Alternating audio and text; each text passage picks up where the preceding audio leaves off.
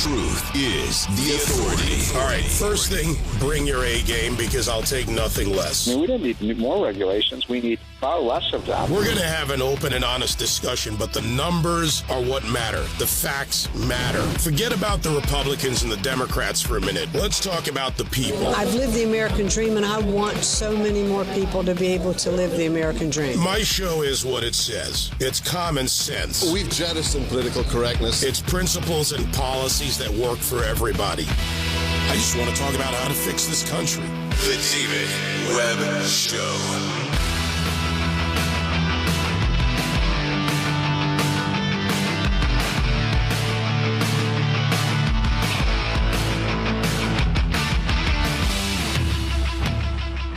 Well, first, let me say thanks to Tom Rose for jumping in the chair, Kerry Pickett, and even John Gilliam. Everybody's helped out. Thanks to everyone. It's always nice to do that. It's important. It's important to thank the people that sit in and keep the Patriot audience informed and entertained. Fortunately for me, I couldn't be fully disconnected. I guess you can look at it whichever way you want while I was on vacation, because I ran into a lot of you around the country in Virginia, Florida, Pennsylvania, New Jersey, a few other places. So let's start with where I've been in the last week. And for those of you that sent the wishes, thank you. The muscle's healed. I'm back. Watch out on the left. I am not down for long. So they're in trouble, as they should be. You know, mandatory vacation, needed, the wife, the family, little time off, much needed time off.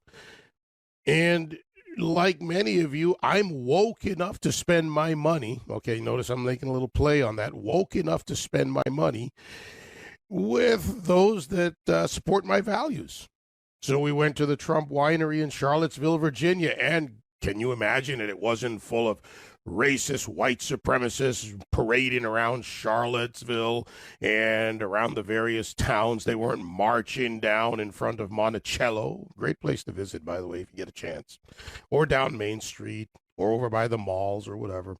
But great time was had. I'll recommend it to anyone out there. I have no financial interest, so there you go. Go and spend your money. Have a great time. Thanks to the staff over there. But just talking to the staff and the people there, the talk wasn't about politics.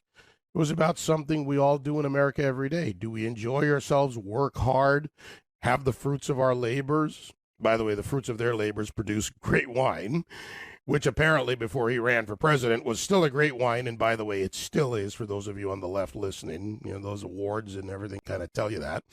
And the fact that while Trump is attacked still, even after he's out of the presidency, it's still a six-diamond resort. So things are good there. They've had a very good year so far in spite of all the COVID challenges, et cetera, doing what businesses around America are fighting to do to survive. But it really came home to me when I took a little 5-hour trip out to Western Pennsylvania, took a drive out to Western Pennsylvania to hang out in, and I really don't like this term, but the term matters to the media and the elites, flyover country. So I went out to flyover country. And I won't get into the debate over whether it's Du Bois or Dubois, Pennsylvania, because that apparently is a thing, and I'm staying out of that one. Or the folks in Rennesville, or Puxy, as they call it, Puxatawny. I didn't see Puxatawny Phil. It's too late for him. He's off on vacation, probably at the Trump Winery. But in this, quote, flyover country, it's really the real country. You know, somebody said to me, you have Philadelphia and Pittsburgh and what do they call it? Alabama in between. I think that's what they called it. But out there, I talked with veterinarians. I talked with farmers, the Amish who live. This is a great community. This community is an example of what America is. My friend Ernie and his wife next door, they have a great Amish family, the Millers. Mr. Miller was blast talking with you, sitting out on the deck, having a good time. Families of all kinds, all backgrounds, energy, industry, technology. Again, veterinarian. That was very cool, by the way, Doc. Great to see that. Going out to see horses. I didn't know there was a lot of horse training going on in Dubois, Pennsylvania. And again, I'm not getting into that debate. I don't want to hear calls, and I'm okay. If you want to call, go ahead. Whether it's Dubois or Dubois, I'll stay out of that one. But it was great to just see and talk with. We do it on air every day. I know that. But to talk in person, hours and hours of conversation around roast pig and beef and everything you can imagine. All right? Some good bourbon, good pies. Still eating because, you bring back seconds, thirds, fourths for the week. I'm good for the week. I'll never go hungry.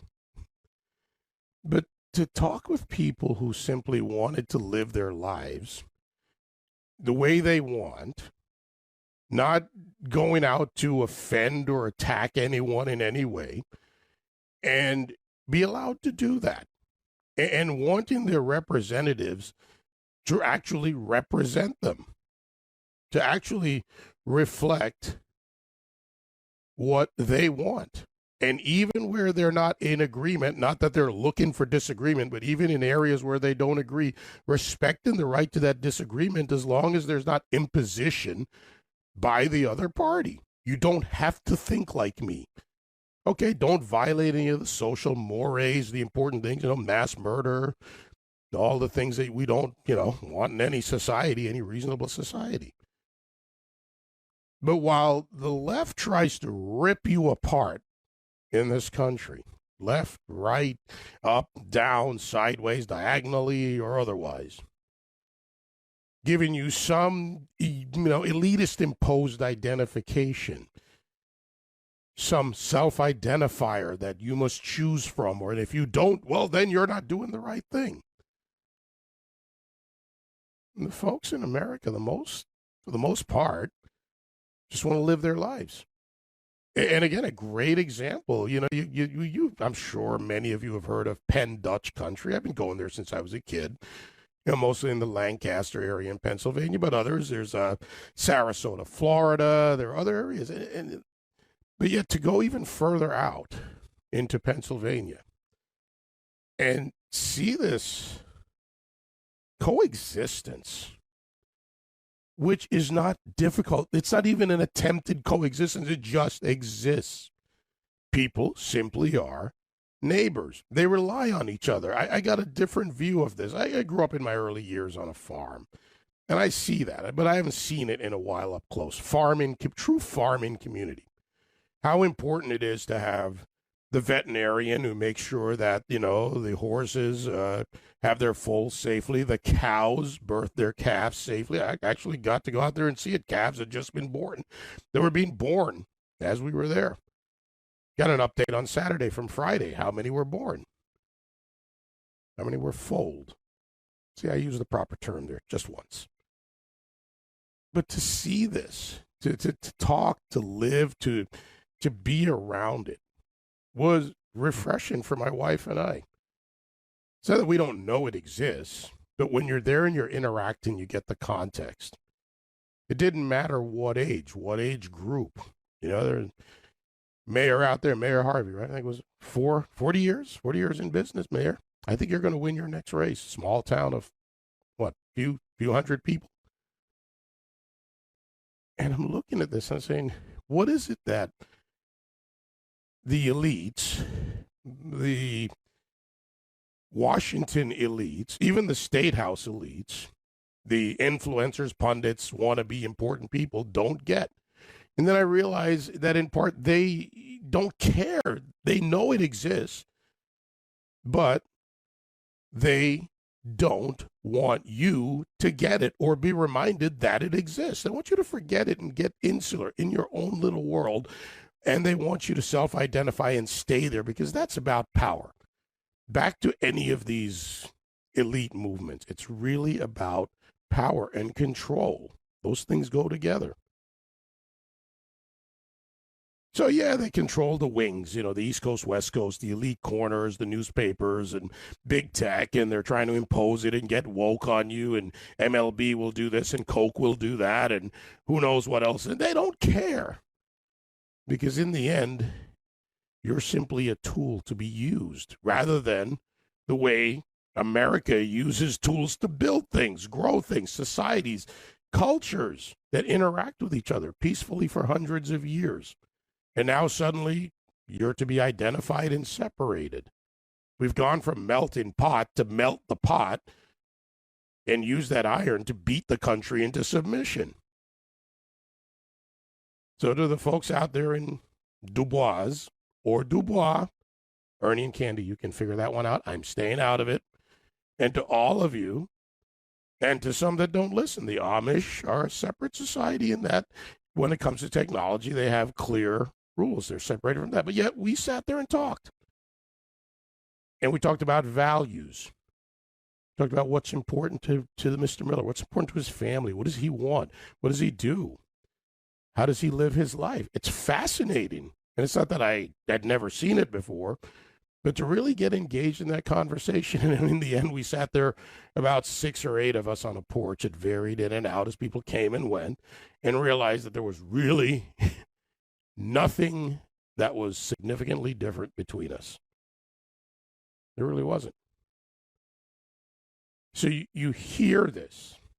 You hear the messaging from those that would divide us, that would put us in boxes. And if you can, go out and see what's really there. You don't have to go to, Western Pennsylvania. By the way, go to the cities. Interesting part of this conversation, or one of the many conversations, was about city versus country, neighbors helping neighbor. There was a fire at a farm, and I believe somebody made the comment that, the old house was still smoldering while the new one was going up. There's a barn raising probably somewhere in there, right? By the way, I've been to those in my life, so working together. It's not that it doesn't exist in the cities, but it's maybe not pervasive enough. We're not reminded of it enough. I know my neighbors. I live in cities. I've lived in both, farm cities and in between, suburbs even. They want to divide us, but yet all around America, no matter where you are, we are more alike than we're different. And that's what I took away from this. Great trip, time off, relaxing. I didn't turn on the news for like 3 days. I thought I was in a vacuum. Actually, I was in a happy vacuum. Okay, then I got back in and snuck it a little bit. Hope my wife's not listening. Yeah, I did look. Did tweet a couple things. But my takeaway is it re-energizes me because I look around and I see more things in common than not. Chuck from Deployment Cigars came down. He came to pick up his horns from my Longhorn. So, all kinds of things were happening. And the conversations, by the way, weren't all political. And that was another part of this. Not everything is politics. Yeah, we talk politics. I'm out there. They listen to me on the radio. Some do and some don't. But we got into different conversations. But really, it wasn't all politics. It wasn't all about powers. But it was about what people want. And you get that even if they're not directly talking about politics. They want to live their lives. Now, there's something going around on social media, and it sounds great, and it reflects something that even President Trump said when he said, they're not working for you. But there's a little more context. It's getting a lot of attention, a lot of retweets, especially in the conservative quarters, if you will. Let's play this. It's Michael Douglas on America's political system. I want you to listen. But then I'll tell you the rest of the story. Paul Harvey style. If you look at American politics and think everything is fine, this video is not for you. To the rest of us, things seem pretty broken. I mean, our forefathers created a beautiful system, and we live in a magical country. How the hell did things get so bad? These days, just 2% of Americans trust that our elections work how they're supposed to. Congress has an approval rating of 20%. Our leaders are locked in partisan warfare, and they aren't fixing anything. And we're angry. We're angry at the system, at each other. Our country is getting poorer, sicker, more divided, and our families are paying the price. We don't even talk to each other anymore. America's political system has been hijacked to ensure those with power keep it. And for the rest of us, well, it's not so good. This Venn diagram shows the relationship between an elected official doing what the people want and their likelihood of getting reelected. Ideally, they'd serve the people and have a high likelihood of reelection. But a recent Harvard Business School report by Professor Michael Porter and Catherine Gale showed that the relationship looks more like this.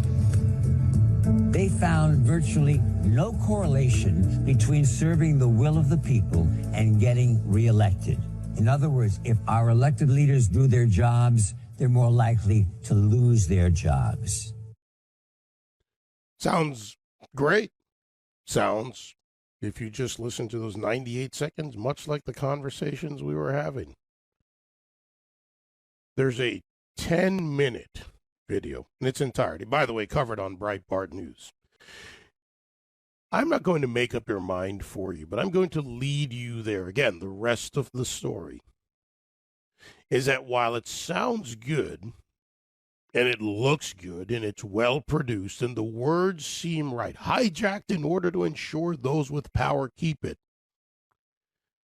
it's where it goes in the latter minutes of this video that should raise the question, what is the intent? Where do they want to push the system? While they seize power at the federal level, and they're not working for you, the goal is to seize power now at the state level so that they can not work for you even more. So for those of you tweeting, retweeting, go and watch the 10-minute video. It's easy to find. It's on Breitbart News, but there's plenty of areas. You can just search for it on any search engine, DuckDuckGo, Google, Bing, you name it, whatever, Yahoo. You'll find it. We have to be careful of false messages and false messengers because once power is seized, what do they do with it? Think for yourself. Go further. Dig deeper. Don't just accept what looks good. All right, we'll take a break. 866-95-PATRIOT. You're lining up. Kenny in Alabama. I think I made an Alabama comment a few minutes ago. All right, Kenny, I'll start with you next. This is the David Webb Show. David Webb. Now, when running a business, HR issues matter. They do to my business. I'm pretty sure they do to yours. You don't want to get involved in wrongful termination suits, minimum wage requirements, labor regulations, and if you want to hire an HR manager, been there, it's expensive. An average of $70,000 a year. So you need a solution for your business, and Bambee is that solution. Bambee, created specifically for your small business. Here's what you get. You get a dedicated HR manager to craft policy, maintain your compliance, and do it all for just $99 a month. You change HR from biggest liability to biggest strength, and your manager is available by phone, email, or real-time chat. Dedicated to you, helping you with onboarding and terminations, customizing policies to fit your business and manage your employees, again, day to day, $99 a month to month, no hidden fees, cancel anytime. You didn't start your business to spend time on HR compliance, so let Bambee help you. That's BAMBEE.com/web. You'll get a free HR audit at Bambee.com/web with 2 B's.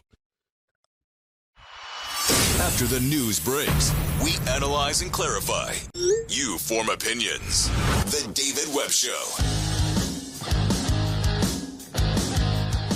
You know the old phrase, they say don't shoot the messenger. Well, I've got a new one for you. Dig deeper to see who the messenger is and what their intent is. That's important in today. Kenny, Alabama, Yes. 866-95-PATRIOT. Go ahead, Kenny. Thanks for having me. What I wanted to say was all these, ABC, NBC, CBS, all these different news agencies and stuff that are around doing what they're doing, plus what the government's doing, what Biden's done, reversing all of Trump's things that he's written into law, the executive orders that were for our benefit. What what was Trump's his motivation was he's a patriot, he's for America. We never had to worry about, well, is this guy, is he a pro-American, or is he have another agenda? Is he wishy-washy? Is he a floater, or is he just blowing like a leaf in the wind like Biden's doing? No, he was for us. He was a direct threat against the powers that are against us globally, and now it just seems like the tide's been turned against us. Well, China just got through building the largest submarine in history of the world, sounds like. Two football fields long and 100 feet wide is what I just heard from another one of your people on this radio station over the weekend. And it can hold another one piggyback on top of it, which should be like a Typhoon-class submarine that Russia had or whatever. I didn't get all the details on it. I was in shock over hearing what China's been doing already. It just seems like we're under an attack. We are at war with a soft war, basically, is what I feel like we are in. And we're losing this country. If we don't start talking about all this stuff and getting together and somehow uniting in this country, we're going to lose it. I mean, I had a relative of mine tell me, well, get ready because there's not a whole lot left. He said, basically, we're getting stupid and fat and lazy in this country. And the Chinese just told us that they see us as weak. They see Biden as a weak president. We need to toughen up. I don't know what it's going to take to kick us into gear and get us going. But I know I'm not the only one that's thinking on its way. Right. Look, we need to put it to work. By the way, on that whole Chinese super sub, capable of doing all these things, carrying all these weapons, including another one. I'll have to look into that because there's also a fake story out there, call it a Babylon Bee type spoof on a Chinese submarine, but I won't get into that and waste your time with that, Kenny. On the other issue, we just need to put it into action, and that's what I heard a lot of over the last few days. We get it. How do we put it into action? Biden, the contrast between Biden and Trump. Look, bluntly, brashly, insert whatever adjective you want about how the way Trump operated, when you peel away and look at the policies and the effects of those policies and the structure, because it wasn't about a one-term presidency. Unfortunately, it is a one-term presidency for Donald Trump. It was about building a foundation and rebuilding the foundation in this country. Not a political foundation, but a business foundation. Is if the economy does well, people do well, then you can afford the battles you need to fight, and then you can afford to fix things rather than borrow and spend trillions of dollars more into debt. By the way, yeah, there was debt under the Trump years, too. It happened. It was not going to turn around right away, and no president, left or right, if they were willing, could solve all those problems in one term, 2 terms, but they can set a base. Bill, New York, 866-95-PATRIOT. Go ahead, Bill. Hey, how you doing, sir? All right, Bill, what's going on?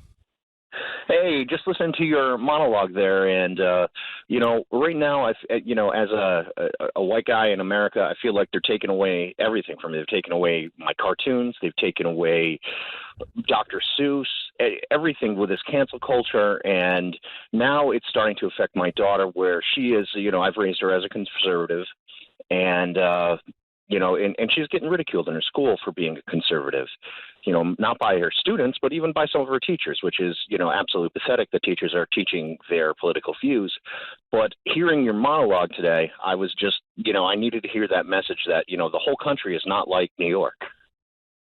No. And there's, to that point, what did I say later on?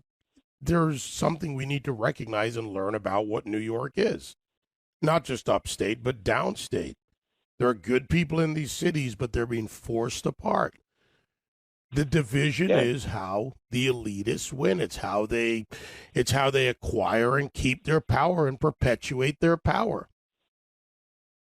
I can't disagree with you on that. It's getting to be almost pathetic how everything, you can't do anything without being accused of being a racist. I use your story with my daughter all the time about where you were called a white supremacist, and she's listening. She goes, "But why would someone say that? That's just not nice." No, that's because she's a smart girl raised by a smart man. starts right there, by the way. If you're mean, what are you really hiding if you won't engage in the debate? Exactly. What's your goal? You know, it's okay. I try to tell her that the left always wants diversity of color, diversity of race, of gender, but they're terrified of diversity of ideas. Well, that's a very true statement, my friend. And Bill, I got to tell you, I come back energized today. I feel, vacations always feel good when you get to take them, and so many Americans, don't often get to take them and Vacation. enjoy it. That sounds fantastic, sir. Blue water, umbrella drinks, and white sand. There you go. And in whatever manner, to that example that we were talking about, city versus country, farms next to each other, right? House burning. This was something that actually happened. Yeah, they were getting the new house up. People were out there digging, and bringing the equipment and coming up to help. You do that in the cities too. If you live in a city, and I know many of you do, I do. I remember moving into one of the big high rises on the Hudson River, and you know what I did? I went and I put stickers, little Post-it notes on the doors. This was years ago. Happy hour, 7 p.m. You know what happened? The entire floor showed up, I think, short of somebody who was out of town. Other people in the building showed up, and we formed our own little in-building club, and it wasn't based on party or it was based on people getting to know each other. Once you do that, those in power have a harder time separating you. 866-95-PATRIOT, 957-2874. By the way, I knew this would happen. I knew somebody in Pennsylvania would respond to this and send me a Wikipedia link. Let's see who this came from here. But my little quip about Du Bois or Du Bois versus Dubois. Okay, I'm not starting any internecine fights or any country fights here.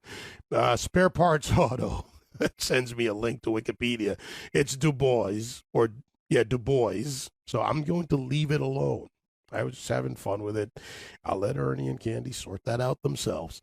All right, 866-95-PATRIOT, 957-2874. Ron, all right, let's go to Pennsylvania. Hey, Ron, how are you?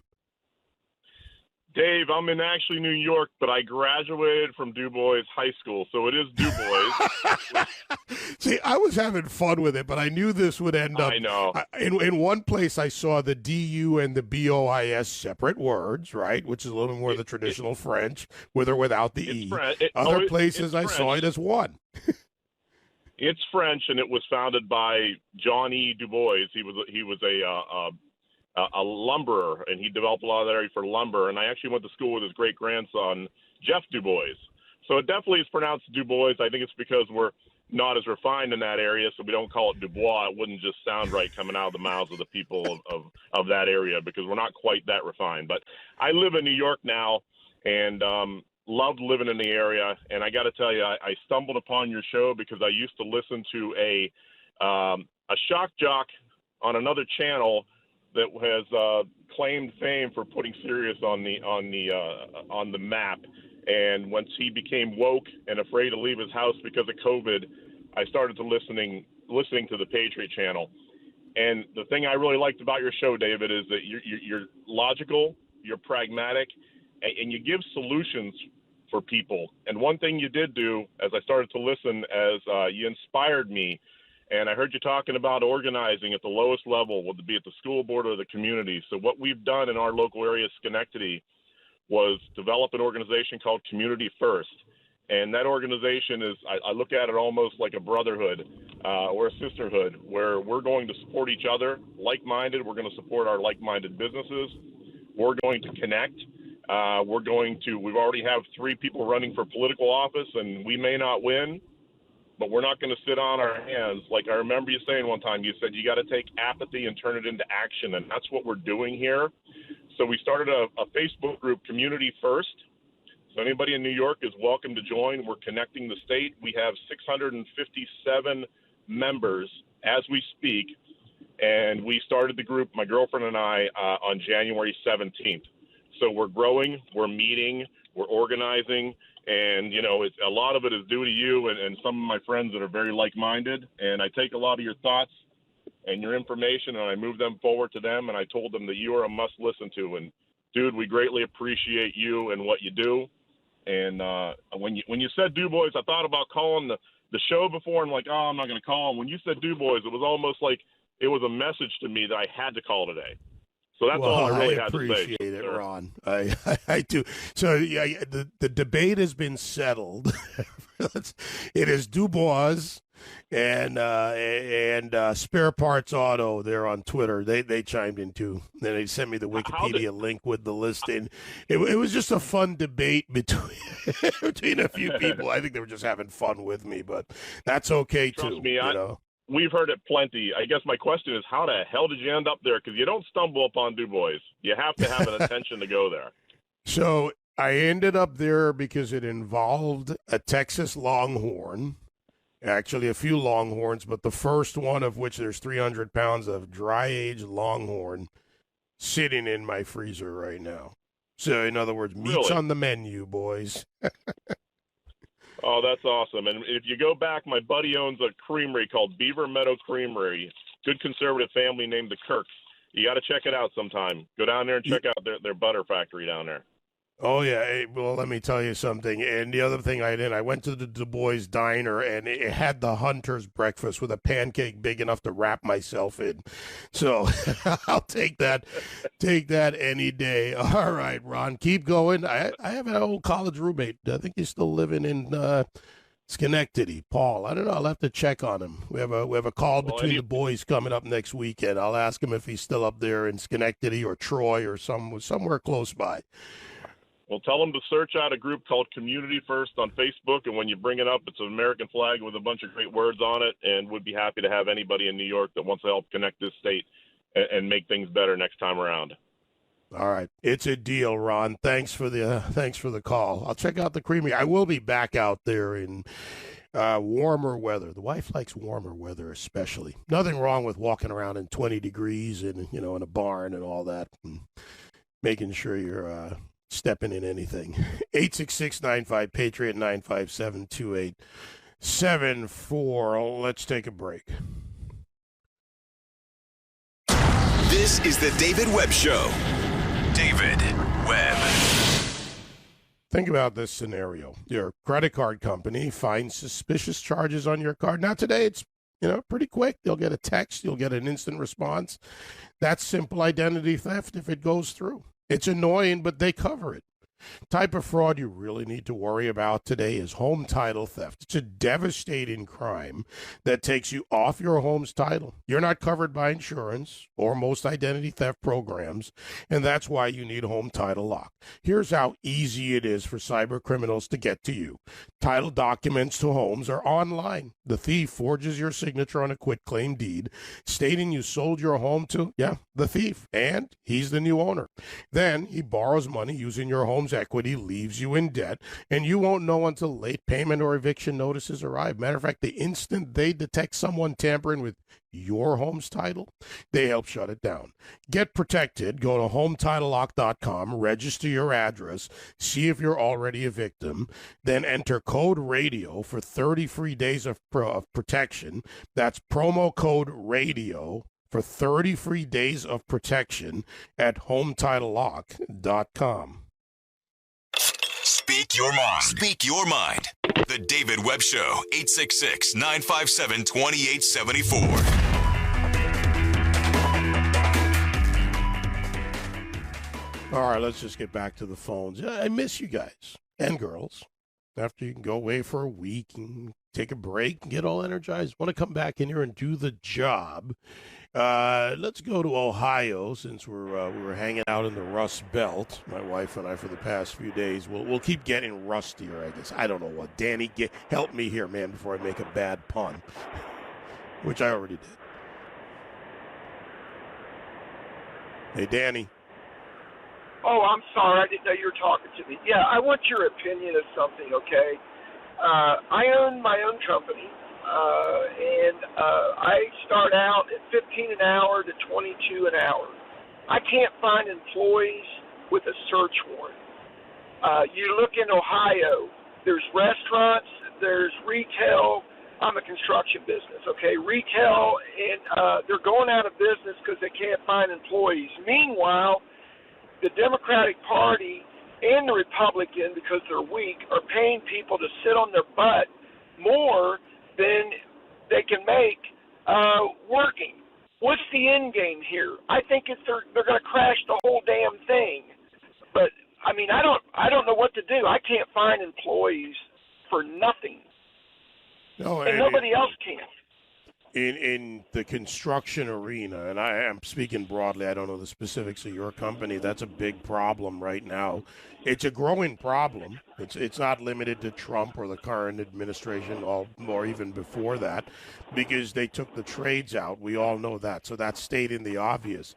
Going forward, we're going to take some time to get people back. People are sitting at home. There's a small percentage or some percentage, I don't know what the percentage is because nobody knows really, that don't go back to work because they're getting paid to sit at home. But that's also in part due to fear. That's what I'm hearing from some state agencies, that people just decide they don't want to go back, and that's the fear game being effective. There's too many reasons to give. We can cite examples. Danny, but the National Association of Home Builders and others have brought this issue up. They're trying to work in high schools and community colleges to get people in. Is just not an overnight answer. I mean, I hate to, and I'd love to say to you, go to this site and put it in, and you're going to find 100 workers ready to apply for the job. But it's one part of a broader problem in this country with the workforce. Yes. I'm sorry, but when you're paying people $600, $800 a week for not doing nothing, there is a large portion of this country now have no problem getting their hand out. It's not like in the 70s where you were looked down on if you were in unemployment. Now they demand it, and it's disgusting. But I thank you for your opinion. Well, it's a problem. Danny, it's more than a problem, and thanks. Look, it's not just the 600. Yeah, there are a percentage of people. You're right. By the way, not just in your business, hospitality, hoteliers, various industries where people are sitting at home.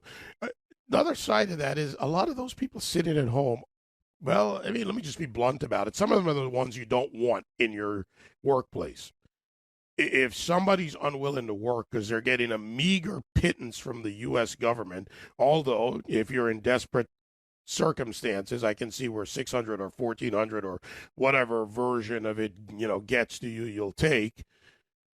That is not necessarily your best worker. But that problem started a long time ago when they took out the basics out of high school, trade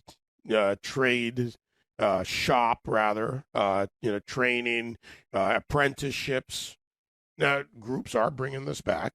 They're working on it, but there's going to be a lag. And I'd like to give you a easy answer, but I can't because that would be dishonest.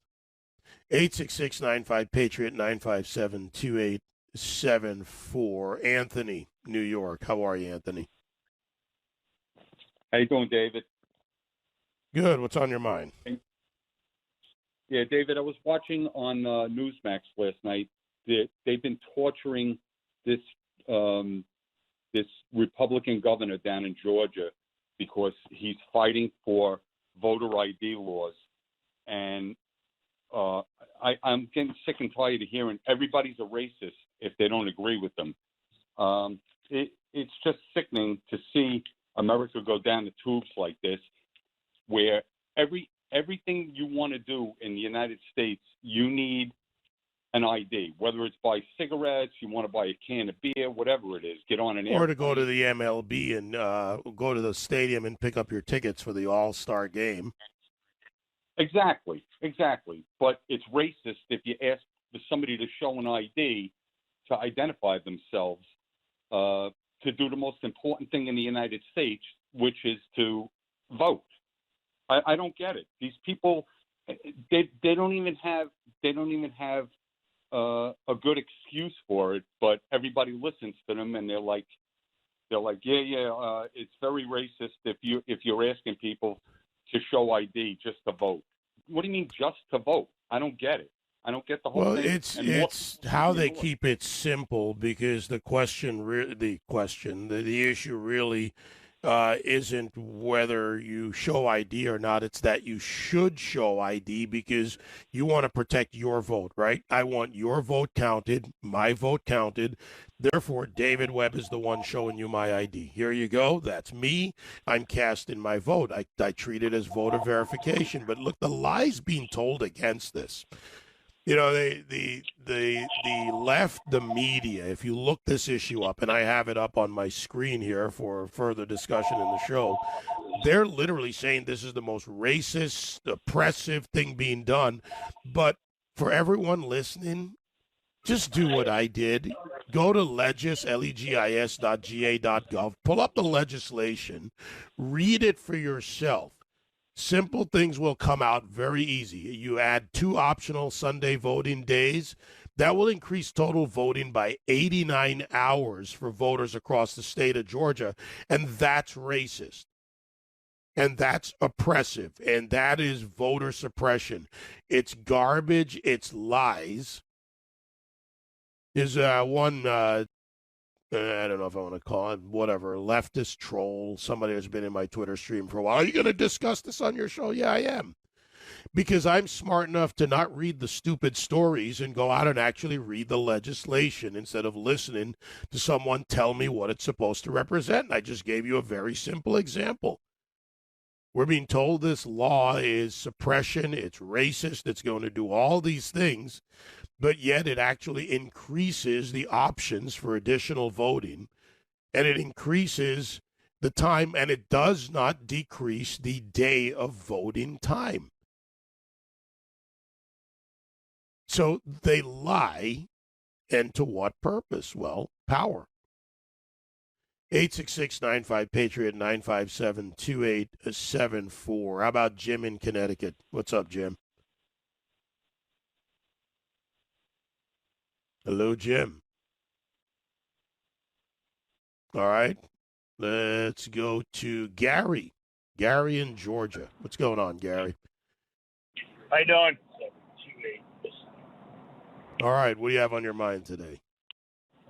Well, I just wanted to let you know that I did live in New York up until 3 weeks ago. I came down to Georgia because I was tired of the oppression in New York, and it was the most freeing experience I have ever had. What was the first thing, or one of the first few things that really stuck out to you as a difference from being in New York? I moved down to a pretty small area, Brunswick, St. Simons Island. And the first thing that struck out to me is the sense of community and the absolutely friendliness and willingness to talk to people. I tell my friends, if you can't walk down the street down here and find somebody to talk to, you're doing something wrong. It's a big difference. And it's sad, really, because, you separate New York into its various, call it, regional communities within the Empire State. It's a great state. I love the city. I love upstate, Hudson Valley area. But yet it's literally being run by crooks in Albany. And frankly, those crooks have come on both sides of the aisle over the years. But it's so dysfunctional, they can't get rid of a governor who essentially murdered New Yorkers with his decision. I agree 100%. I tell people that, I tell people that if you can support Andrew Cuomo right now, I really don't want anything to do with you because there's something wrong with your value system. And I just don't get it. Yeah, what happened to them? And then, look, I don't want to be distracted, and I make this point, Gary. As horrible as sexual harassment, and this guy sounds like he's gone much further than, say, a lot of other people. I don't know. I won't give names or try to draw comparisons. The fact is that this story has taken over the actual deaths of thousands as a result of his decisions, which any common sense idiot could have made. Even in cold and flu season, not to send people back into nursing homes. Agreed. And, that just shows really the callousness that the left has. They don't care about you at all. It just disgusts me. I'm thrilled to be out. As a matter of fact, I'm on my way back down right now. I had to go up and pick up some stuff. But I can't wait to get back. The minute I got into New York, I just wanted to turn around and get back. Yeah, well, a lot of people have done the same. I think Florida, for example, Gary, thanks for the call, is gaining, I think, 400 people a day? New York, by the way, New Yorkers, I hate to see this happen in this sense. The taxes are still going to be due. The long-term unfunded liabilities, the bad pension management structures, all these things and more still exist. All these problems still exist. Landlords who can't pay rent, residential or commercial, out of COVID after moratoriums. Your taxes, your fees, your costs are still due. Your carry costs in life. So New York is going to face even more pain as a result of this because they're coming back to everybody that's left for your taxes. 866-95-PATRIOT, 957-2874. Paul, Illinois. Let's wrap this hour up. Paul, go ahead. Hey, David, I've spoken with you before. I'm a nurse from Central Illinois, travel nurse. I work up in Chicago currently. And it's just the difference between Central Illinois and being up there in Chicago is just, I can't explain it. It's probably the same thing with New York. The people up there, they are scared to death of COVID. They are amazed when I tell them that, there's buffets open in Central Illinois. We're not falling over dead. They're amazed when I tell them I haven't got the COVID shot. And I just tell them, like, I'm just not concerned about COVID. I told them before, I said, I'm more concerned about a wave coming off of Lake Michigan and drowning me than I am of COVID. Guys like me just don't get it. Would somebody please check Texas for all the bodies falling over on the side of the road when those Neanderthals joined 15 other states and said no more mask mandate and opened the state? Meanwhile, to your point, I'm in the car dealership last week. All right, I got about 30 seconds, Paul, so let me share this with you. I'm in the dealership getting service in my car. There's a guy on the phone. He walks away. He's 15 feet from this woman, right? Happened to be a black woman, about 40 or so. Fear in her eyes. She yells out, "Put your mask on." He's 15 feet from her. And I'm guessing it could have been more. And he's just talking into a phone, and she's yelling. That fear has become palpable, it's become real, and it's dangerous. And as a medical professional, I'm pretty sure you know how to follow the science that the Follow the Science crowd tells us we need to follow. All right, Paul, thank you. Second hour next.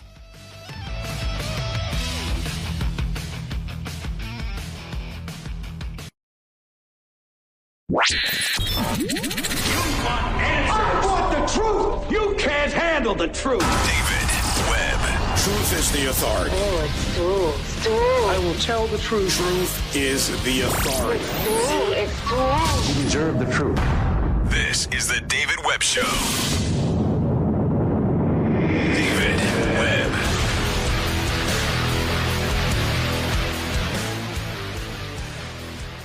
All right, so let's dive into some of the big issues. In the Biden presidency, and probably more so even than the Obama presidency or the Obama-Biden, if you think about it, president, vice president, now president. Foreign policy doctrine faces another level challenge. There was a contrast and obviously a difference in the Trump foreign policy when it came to dealing with those who are truly our enemies. And perspective was a big part of that. Understanding that we have to look at our enemies from the perspective of how they see us, how they act, and how they perceive themselves. In this case, Iran, who have demonstrated since the revolution in 1979 a clear path and hegemonic goals that are contrary to peace and stability, not only in the Middle East, but around the world. So to bring this to the next level, how do you get there? Well, from my perspective, When weakness exists in the United States in policy, not necessarily in capability, but in policy, which drives the deployment and use of the capabilities that we have militarily, economically. You think about the instruments of national power, right? You use them, you deploy them. But weakness can undermine all of them in some way. And now the Biden administration plans to meet with Iran in Vienna and restart the JCPOA Part 2 talks. By the way, that was never a deal. It was not ratified by the United States Senate. It was not a treaty. And it was never really anything more than a Neville Chamberlain piece of paper, peace in our time. And rather than a Churchill versus Chamberlain, and if you remember in Churchill's darkest hours, Neville Chamberlain was still alive to see the failures of his labors in bringing back a white piece of paper that said, we have signed a deal with the German leadership under Adolf Hitler, and there will be peace in our time. I'm sorry, under the Kaiser, and there will be peace in our time. There wasn't. There was the first war to end all wars. We need a Churchill. We have a Biden. Colonel Dan Davis, senior fellow and military expert at Defense Priorities, joins me now. Colonel, how our enemies see us matters. How do you believe that Iran sees the United States right now? Well, see, I actually believe that the first point is to understand how the comparative balance of power is between the United States and Iran before addressing the second question of how we see them or how they see us. And that is that Iran is a middling power at most. It is very weak. It can't project much power. And our power is overwhelmingly greater than it. And it does not pose any direct threat to the United States that we can't handle easily with our existing military at any moment. And I think that's incredibly important to point out, first of all, because whether there's a new JCPOA deal or no JCPOA deal, we're going to continue to be safe. And in fact, I would argue that Iran needs to deal much more than we do. Well, if they need to deal much more than we do they believe, and you're not wrong about weakness internally, but the leadership at the top can use either weakness or strength of any nation to their advantage. While there is a growing internal strife and struggle, the fact is the IRGC, the mullahs, those who are in charge, still act not only, and I'm not saying directly to the United States, but to other countries in their own way. They're acting in Venezuela. They're acting in other parts of the world. They have run an effective insurgency, except when countered by strength. They continue to grow. So I don't believe we can ignore that perspective from their point of view and from what they're willing to do or sacrifice to move it forward. Well, but I come back, though, to what is the implication of that? Let's just argue for the moment. In fact, I would just outright say, yeah, I agree with you to all the aspects you just mentioned, that they're active in those locations. But the question is, what is the impact on us? And I think that they're a nuisance, they're bothersome, and certainly they're a threat to other nations in their region. But they are overwhelmingly balanced already by the much greater power of Israel over Iran and of Saudi Arabia and the Arab Emirates and several other places out there. So there's already a balance in the region that they have to deal with on a daily basis for their own, basically near or on their own borders. So we're so much farther away, so they can't do much to us except for be a nuisance, which we can handle. So the question then is how far do we want to push issues and possibilities?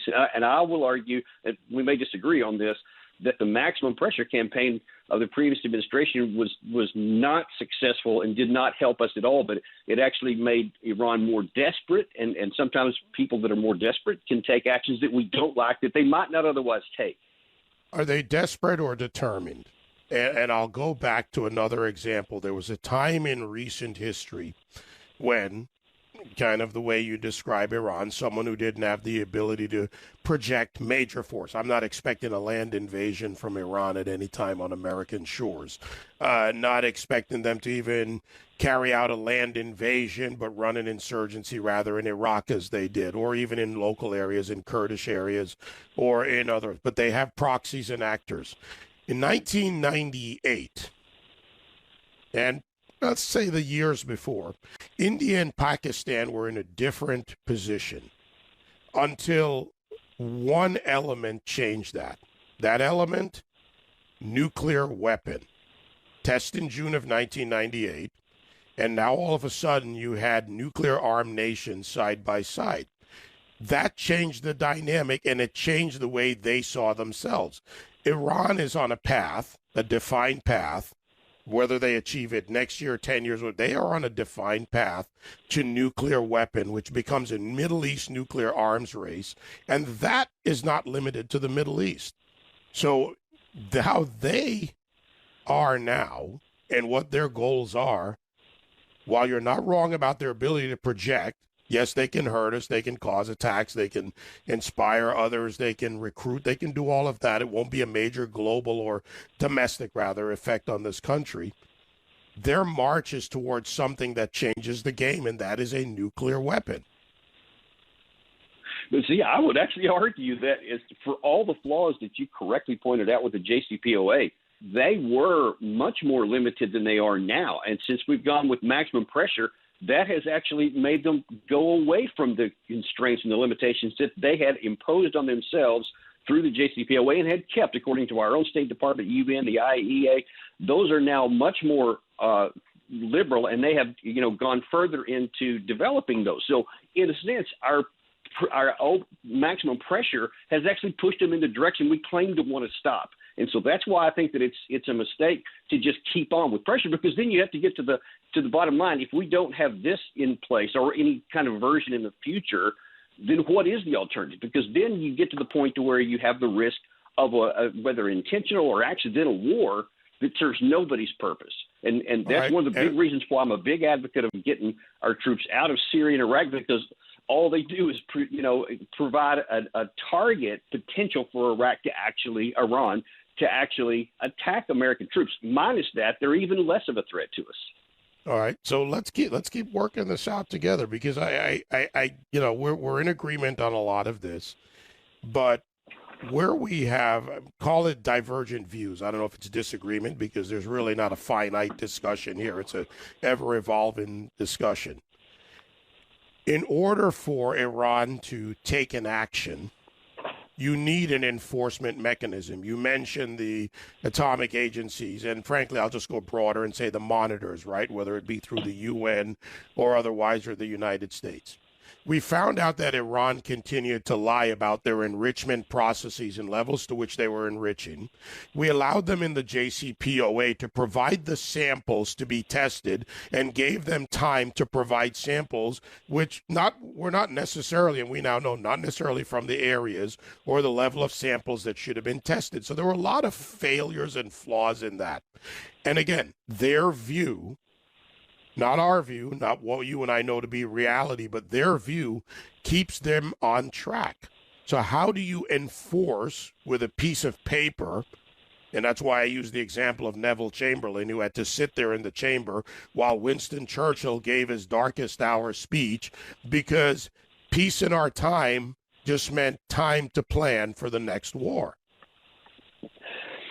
Well, see, I argue that it was more than just a piece of paper, because there was actually, even though there were flaws in it, and those you just mentioned are some of them, and unequivocally, but it is also clear that there were significant constraints on them. And so even though there was some issues with what you talked about of, the reporting things not being on the up and up, there were things that could be actually verified by the international inspectors, and it was a constraint on them. And we know, for example, their stockpiles of reprocessed uranium was minuscule compared to where it was before, and it's now much bigger than that, and now it's up to 20% instead of, I think it was 5 or something like that prior to this. And so that's open that we know of. So even though there may be some things around the edges, it's still not as good as what we had in the past.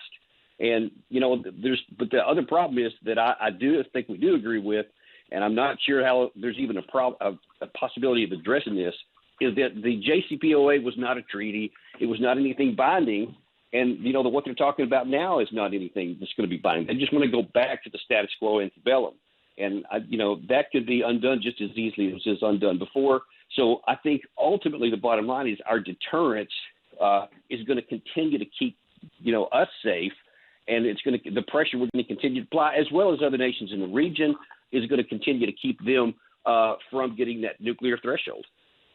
Well, it'll be an interesting process to see how the view, and I think the view is important here, one view predominantly from, I would call it, the Iranian side or the more radical side in that corner of the world, and it's not new or unique to them, is that peace or so-called peace or détente is time to rearm and advance, versus, say, the view of life and coexistence that exists under an Israeli approach, or frankly for many of the other nations, while they don't agree with us on everything and they have their problems, those 5 and actually, you can call it between 5 and 7 cooperative deals, economic cooperation, recognition of nations of Israel, were important in stabilizing the opposition. So this is going to play out now, and Dan, I hate to put my chips on a bad bet, but going to Vienna will produce nothing as it has before, but time for Iran to continue to advance. And why I use the Indian example, while we weren't paying attention, AQ Khan was selling nuclear secrets, and now we see where other parts of the world have not benefited from that. Yeah, no, I certainly don't agree that happened, but then that's where you have to get into the point of what's the alternative, because if we don't have even a minimal plan or deal that minimizes what they're doing, then the alternative is we have no influence at all, and then you have the possibility, if it goes in the direction you're talking about there, then it ends in ultimate war, and that's a lose-lose for everybody, especially for us. And so, I'm all about doing what is going to minimize the chances for war, and I don't see how they get minimized if we don't have some kind of negotiation or diplomacy. Well, we'll see. I like the idea of economic pressure. I like the idea of bringing the government down even more economically. It does mean suffering within Iran, but those people that want freedom are not going to get it out of a piece of legislation or paper.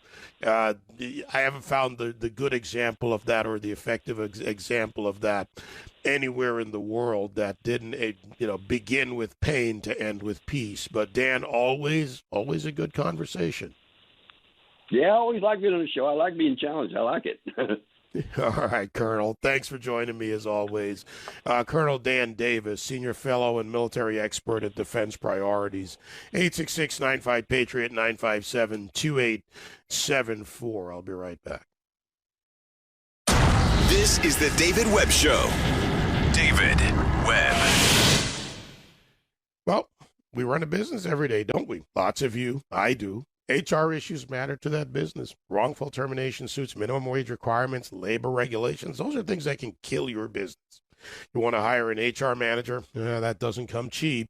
They can cost you $70,000 a year. That's the national average. A little more, a little less, still the national average. Bambee, B-A-M-B-E-E, is a solution for your small business. Here's what you get. A dedicated HR manager, someone to craft policy, maintain your compliance, and do it all for $99 a month. With Bambee, you change HR from liability to strength. Your dedicated manager, available by phone, email, or real-time chat, handling everything, onboarding, terminations, customizing policies to fit your business, and manage your employees day to day, all for $99 a month. They're month to month. No hidden fees. Cancel anytime. It's a great deal. You didn't start your business to spend time on HR compliance, so don't. Let Bambee help. Get your free HR audit today at Bambee.com/web. That's BAMBEE.com/web. Bambee.com/web with 2 B's. David Webb. Truth is the authority. This is SiriusXM Patriot. All right, let's dive back in. 866-95-PATRIOT, 957-2874. 877-387-7874. Daniel in New York. All right, Daniel, you have a disagreement with the Colonel, also a Daniel. What is it? David, I disagree fundamentally in so many aspects with what Lieutenant Colonel Dan Davis just said. I've followed Iran for a very long time. I think a good place to start would be Jerome Corsi, who wrote Unfit for Command on Kerry, Atomic Iran. Iran's never kept any agreement they've ever made, not once. They violated everything. And the clauses on this, many of which were kept secret, which, by the way, Iran never even signed this agreement, make it, including the stipulations, really worthless. The Iran inspects their own air, soil, and water and vegetation for nuclear isotopes. I mean, that's worthless. They're self-inspecting. They've never acted in good faith. They never will.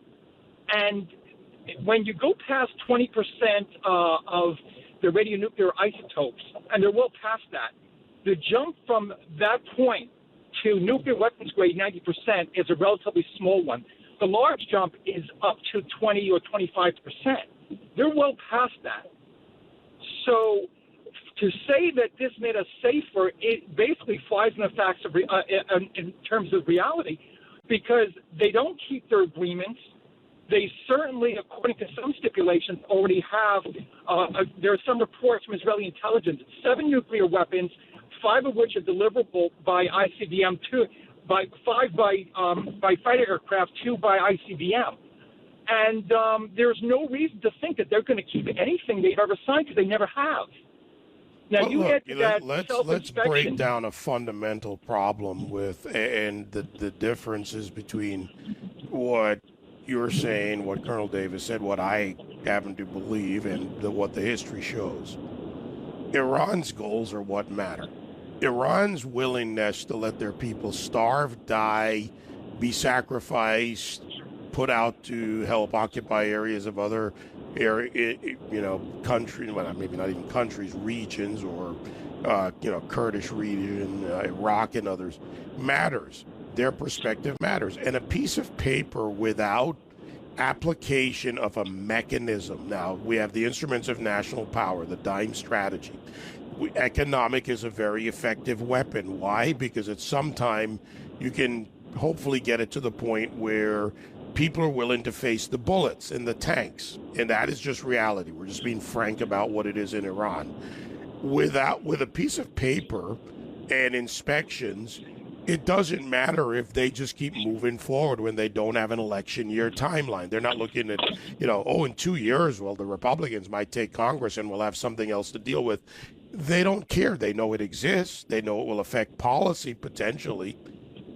But they don't care because, or they don't care that it's the primary issue. They're moving forward. That's where I disagree with the Colonel. And you're right.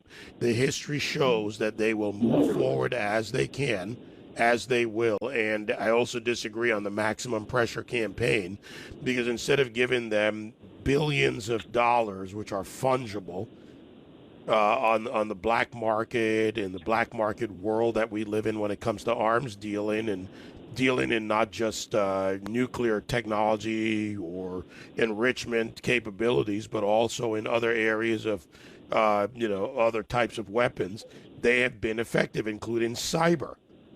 And that is something that's not brought into this. And I think the Colonel's completely wrong on not looking at what they're willing to do. And maybe I should say he's not wrong. He's not unaware of it. But I think that should be an area of our primary concern, what they're willing to do. David, can I make a couple of points to highlight why you are right and why he's wrong on this? There is he comes from a think tank. I forget which one it is. His name is Xiu Wang, Xiyue.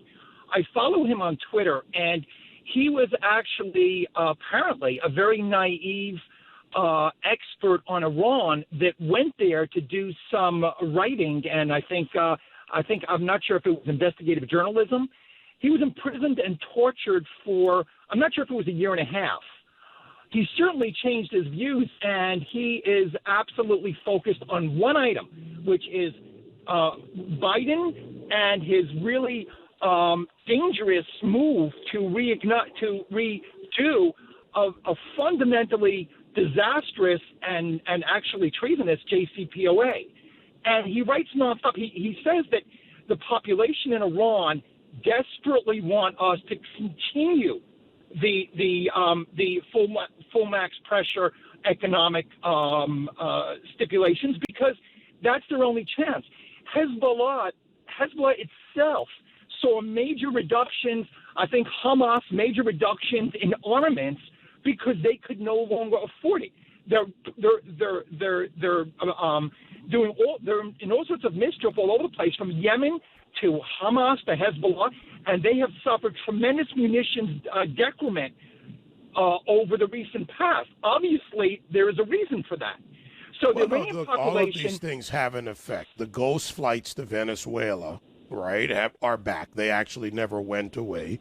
Dirty little secret there is some of the arms going through Venezuela to Iran actually come from American companies, Americans arms manufacturers. And that's something Washington, D.C. doesn't want to deal with. Why? It would expose over the years that arms were flowing through Venezuela. So ghost flights are back. They never really went away, but I know factually that they're back. I deal with people in certain positions in Venezuela who work on these issues, and that helps fuel Iran. It's a simple point, but an important point you make about the people and what they want. Their circumstance is not going to change or get better. It will get worse. There's no reality that says it won't. And only outside pressure that forces Iran into desperate corners, and desperation is a part of it, will actually get some response. Otherwise, the Middle East maxim, peace is a time, peace or détente. I like to use détente in there just to sound, diplomatic, is a time to rearm. And I'm not saying we shouldn't engage. No, we should talk to them as much as possible, as much as is reasonable. But the type of conversation is important. And without the backing of action, for those of you that like history, Neville Chamberlain in the Parliament in London, while Winston Churchill gave his darkest hour speech. It's an important time in history, but it began with a piece of paper that said peace in our time in the First World War. 866-95-PATRIOT. Mike, Illinois, go ahead. Hey, Mike. Hello. Yeah, there you are. I knew I'd find you if I stuck around long enough. What do you got on? Can you hear me? I can. Okay. Hi. Thank you for taking my call. I just wanted to touch. I'm going backwards a little bit here, not on where you just were, but in regards to a gentleman calling in looking for labor, unable to find labor. I come from a union trade background, electrician, and a couple things. First of all, the unions themselves, they've been eating their own for years, and quickest way to put it is they have figured out that everybody making the same wage is a bad deal for the employer. So they're replacing within skilled tradesmen with lower paid tradesmen that haven't been through a 5-year apprenticeship, that aren't skilled. Okay. And they figured out that they can get a few guys to do the work and a few brains to push the crew. And I just would like to relate that to what's going on with the lack of labor being supplied and the current border crisis. I'm just curious what your opinion is. Do you think that it's possible that, they're creating a holding tank for all these unfillable jobs. They're supplying a labor force, and I don't think anybody's talking about it. And I'd just like to see what you think about that. Well, I mean, whether they're doing it deliberately or not, let's look at the reality of what happens when you have an oversupply of labor, whether it's legal or illegal. We have seen one proposal by the Biden administration that would say to illegal aliens who come into the country, go work in the agriculture industry for whatever period of time. I think it was 10 years in the initial proposal. And after those 10 years, we'll give you lawful presence status, kind of the stepping path to citizenship. So the effect of what they do matters. When you put that oversupply of labor out there, regardless of why someone does or doesn't want to take a job in construction, whether it's as a day laborer, or, a junior laborer, or maybe there's some skills tradesmen. There are skilled tradesmen who come to this country from other countries illegally as well. You're still flooding the labor force, and contractors, to be frank about it, and and various builders will be in a position of having to use them as labor to get the job done to finish, because again, they've leveraged their financial resources, they've borrowed to put the project up. So that's the reality. So whatever they're doing, whether you want to call it a holding tank or otherwise, oversupply of labor economically will flow into the system, which will benefit the left. The illegals will get what they want, which is they get to earn. We're creating a second class, or maybe it's a third class at this point, of people in this country, which by its very nature is counter to who we are as a nation. So, these are the realities and the complexities of this problem. Yeah, I have to say I agree. I think, I don't know how to put it into terms. I think it is a much more diabolical plan to create that. The plan works. Let's put it this way, Mike. The plan works. Let me give you an example. Europe. In Europe, the plan worked because of lax immigration policies. France, for instance, would bring in Nigerians, obviously any of the colonies or former colonies, right? The laws still exist. The United Kingdom and India, Pakistan, other areas of the world, the islands, you name it, wherever it is, African nations. Wherever those relationships existed, the laws still existed. So as a result, people who were either unqualified or illegal came into the country, became an oversupply of labor. As a result of that, these countries began finding ways to ship their labor problems, as in the oversupply, off to other countries rather than deal with plug in the hole, right? The old plumber's analogy. First you turn off the water so they don't come in. So what do? They send labor to Ireland, for instance, from France. France at one time was paying for people to go work in the United Kingdom in some form and in other parts of Europe. So again, they know this works. No matter what description it comes under, the strategy works. 866-95-PATRIOT, 957-2874. John, Virginia. Go ahead, John. Oh, good morning, David. How are you? Good morning. All right. Good. Hey, I'm in the middle of working here. Thank you for everything you do. I really appreciate it. There's a lot of us that out here in the workforce that us guys that build things don't usually watch mainstream media and read papers and all that. We like to listen to you because, we trust you. I can't even watch news anymore. They're lying to us all the time. Anyways, to the labor issue, I'm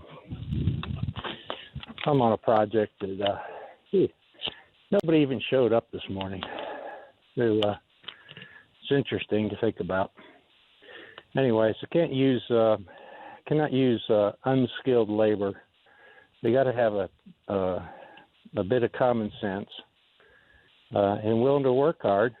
I got jobs available. I could probably hire 10 guys right now, if they were qualified. Unfortunately, nobody wants to work. They just want to show up and get paid. So, it's a shame because I think there's a lot of people in the same boat. This country would be doing so much better if we were all working. But, the way things are.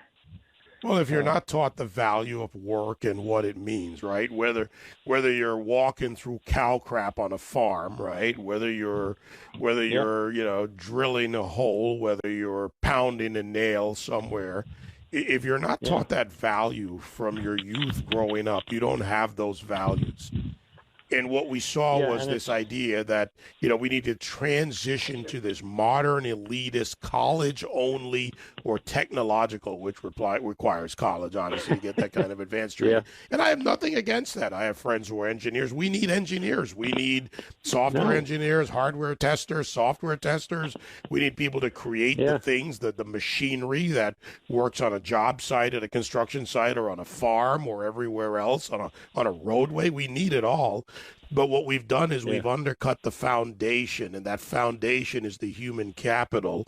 And look, all the great efforts, Mike Rowe and John Ratzenberger and other organizations, and in the construction world, the NAHB, in the various sectors, is going to take time to catch up. And like I say, John, it's not an easy, I don't have the easy answer because there isn't one. And to the people who stay home and get a check, they're actually hurting themselves because skilled trades or at least some form of skill is better earnings over your life rather than being a ward of the government because you don't understand the value or are not willing to do the hard work. And I'll put this out to the parents, the grandparents, and to the people listening. Get off your ass and instill those values. It's that plain and simple. All right, we'll get back to the Iran nuclear deal in the next segment. 866-95-PATRIOT. Other things, too. Whatever you want to call about. I've been gone for a week and just want to hear from you. 866-95-PATRIOT on my social media at David Webb Show. This is the David Webb Show. David Webb. A recent data shows that of all the female-owned businesses, 1 in 3 is owned by a mom. You ever wonder how these moms and dads, they're amazing people, how they find the time to hire for their businesses while juggling their families?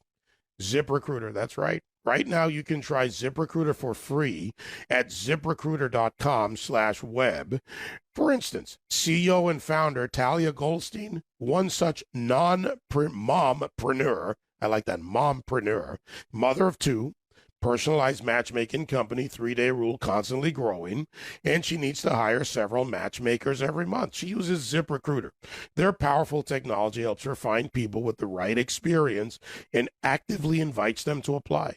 Talia is not the only employer who loves ZipRecruiter. 4 out of 5 employers who post on ZipRecruiter get a quality candidate within the first day. Right now, you can try it for free at ZipRecruiter.com/web, my custom URL. A special offer for you, only good at ZipRecruiter.com/WEBB. ZipRecruiter, they're the smartest way to hire. Sovereignty versus globalism. It's simple. We win, they lose. This is the David Webb Show. All right, so let's get back to the Iran nuclear deal discussion I had with Colonel Dan Davis. If you just kind of joined in the show, the Biden administration planning to meet with Iran and resume talks on a nuclear deal. Now, we actually never had a nuclear deal. It wasn't a deal. It wasn't a treaty ratified by the Senate, as they should be, good or bad, go through this process, right? That's how it works in America. And on top of that, even if one is ratified, what does Iran continue to do and how do they see themselves? I think we can live in the Pollyannish world of erudite conversations and think tank talks and Council on Foreign Relations meetings and, nice moments on camera with all parties dressed nicely, standing, shaking hands or otherwise. But then the ground game reality comes into play. What exactly will they continue to do? Why would they stop? What are the mechanisms? The instruments of national power are not just some fancy phrase. They're effective when deployed, regardless of what's on the paper. Let's go to Jay in California, 866-95-PATRIOT. Go ahead, Jay. David, good morning. How are you? Doing all right. What's going on? Well, I wanted to make a couple of comments. One about the Iran deal, and then another about the border. First of all, with Iran, I mean, those people, the people in charge, the mullahs, the religious fanatics, like you said, it doesn't matter if it's a Republican president or a Democratic president or what we're doing. They're going to continue down their trajectory. Their goal is to wipe Israel off the map. Their goal is to cause as much havoc in the Middle East and in the Arab world and really stand up and challenge Saudi, which is the seat of Islam. So they got that chip on their shoulder. And furthermore, their goal is to bring about the end times, the Mahdi, the Savior, the whoever you want to call them.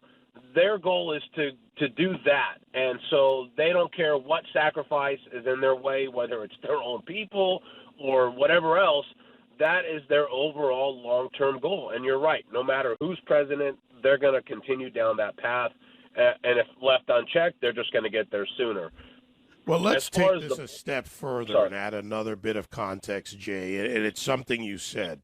It's in their Iranian constitution, the new constitution since 1979, since the revolution, the destruction of Israel. And until they take it out, even if they took it out, I wouldn't believe the mullahs, the IRGC, the Revolutionary Guard Corps, the executors, their proxies or otherwise. But Israel's not even the only goal. And this is an important part of it, and you kind of alluded to it. The Sunni Shia battle, and yes, there are many other elements of Islam. There are many other sects, right? There are Sufis, there's the Kurds, it's all different. But the Sunni Shia battle for Iran is important. So how they see themselves with regards to their, call it enemies, opponents, whatever you want, in the Middle East is bigger than just Israel. Israel is an easy target, or an easier target to gin up the internal hatred and the internal strife against the Jews, because it's harder to say, well, against the Saudis, because there's intermix in like any other area of the world, cultural, right? Eastern Europe, Western Europe, Africa, whatever. So it's not as easy. They're an easy target. So it's beyond Israel, and we need to remember that. And from those other nations, they need to be more than aware of it, which some of them are, that they're a target. No, absolutely. I mean, I totally get your point, and I think there's further evidence. You've got a lot of cooperation now between Saudi and Israel, and there's official peace with several Gulf states. That those would never have happened without Saudi signing off on the Emirates signing peace with Israel, or any other country in the region that signed the peace. Right, you've got Qatar, Oman, I think Sudan. Right. None of those guys would have done so without Saudi given the official, hey, you're clear to do this. And then they sat and waited to see what was going to happen with the election. If Trump would have won, I think Saudi would have probably come along and signed off, which this all further isolates Iran. This all further puts the Jews and the Arabs on the same footing and working together against, a quote-unquote common enemy, competitor, and what have you. And Israel's shown that they're willing to go it alone. So, at some point, I think there's going to be a tussle. There's already proxy tussles, whether it's Syria or Yemen, between Israel and Iran. But at some point, you're going to have direct confrontation, whether that's Israeli planes flying over trying to take out some sites or what have you. But, they believe Iran has a border with them in the form of Hezbollah on the Lebanese southern border. And Hezbollah runs the table in Lebanon, and that economy and country has been decimated, and that's near and dear to me because I am Lebanese, so I'm very in tune with that part of the world. But, yes, you're right, it is bigger than Israel, but I think Iran has it sort of – they're like the horse running the race with the blinders on. They don't care who's running next to them, who's doing what. They're hell-bent on bringing about whatever they think is, they need to bring about. And, the fact that the Arabs and the Jews are now, having peace deals, that's just further isolation and further motivation for them to speed things up. Well, I don't know, how long or when you left Lebanon or not, and for the purposes of this, it doesn't matter, but your perspective is yours. If you go back to, 73 to 76, in that period, the exodus was a result of the imposition of Iran. And then you go into the West Bank, you're right, southern Lebanon, highest peak there, you go from towards the sea with the West Bank, or even though it's insular, and you look at what happened there, Mount Hermon looks over Syria, and you saw this pinch. You saw Jordan in the Jordan Valley pushing up. I mean, this has been an effort underway for a long time with a lot of tentacles, and those cooperative agreements, by the way, were effective uses of national power by bringing the self-interest of a Saudi or other nations into play against the interests of Iran. Jay, thanks for the call. Vaughn, Texas, go ahead.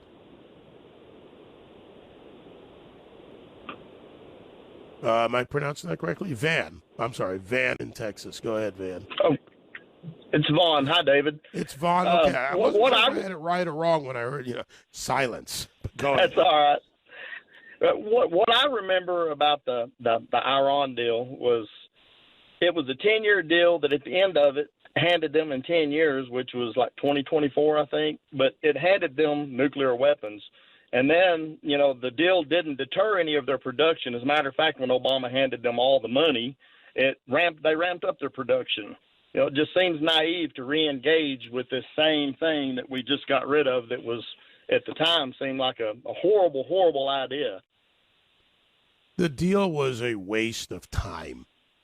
No other way to put it. And, for an administration led by a president who once cited in the Oval Office that we should use the Logan Act against General Flynn.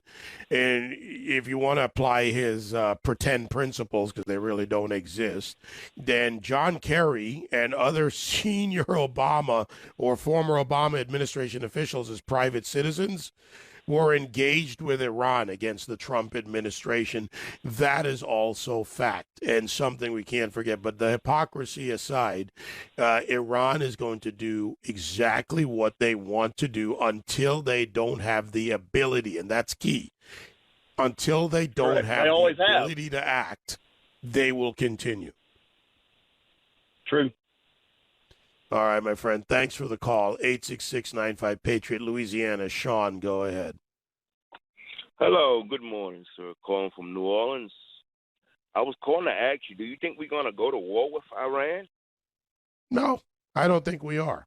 I don't think that's on the table. But if, I don't know. No one can project a timeline. Iran's got to grow a lot more before they become a direct threat. I mean, I agree with Dan on the withdrawal, strategic withdrawal where it doesn't serve our interest, doesn't present them with another target because they like to, poke the big Satan quite often.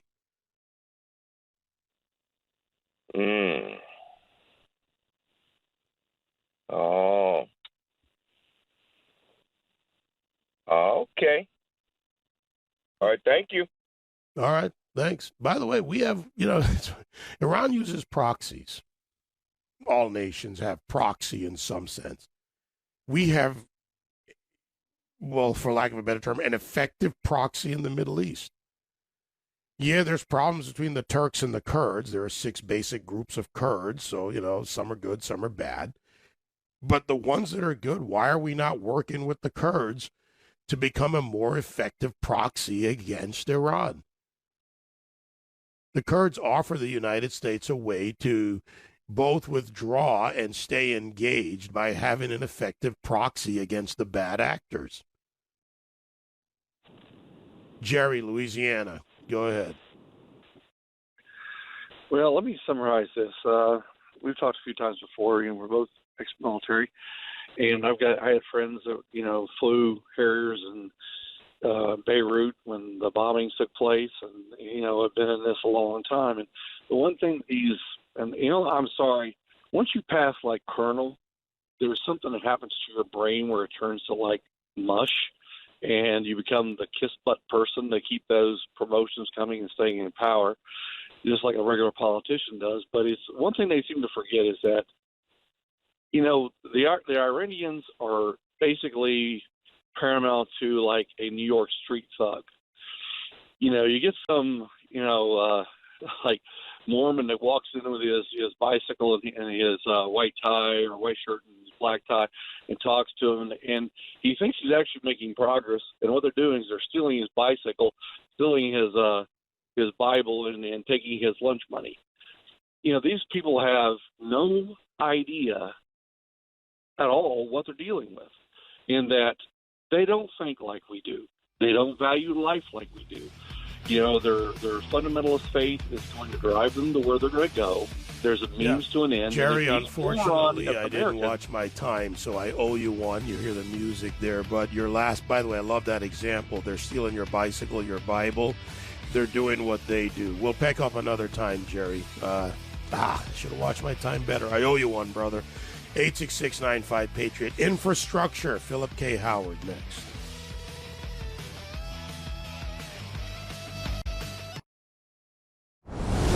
Truth is the authority. All right, first thing, bring your A game, because I'll take nothing less. We don't need more regulations. We need far less of them. We're going to have an open and honest discussion, but the numbers are what matter. The facts matter. Forget about the Republicans and the Democrats for a minute. Let's talk about the people. I've lived the American dream, and I want so many more people to be able to live the American dream. My show is what it says. It's common sense. We've jettisoned political correctness. It's principles and policies that work for everybody. I just want to talk about how to fix this country. The David Webb Show.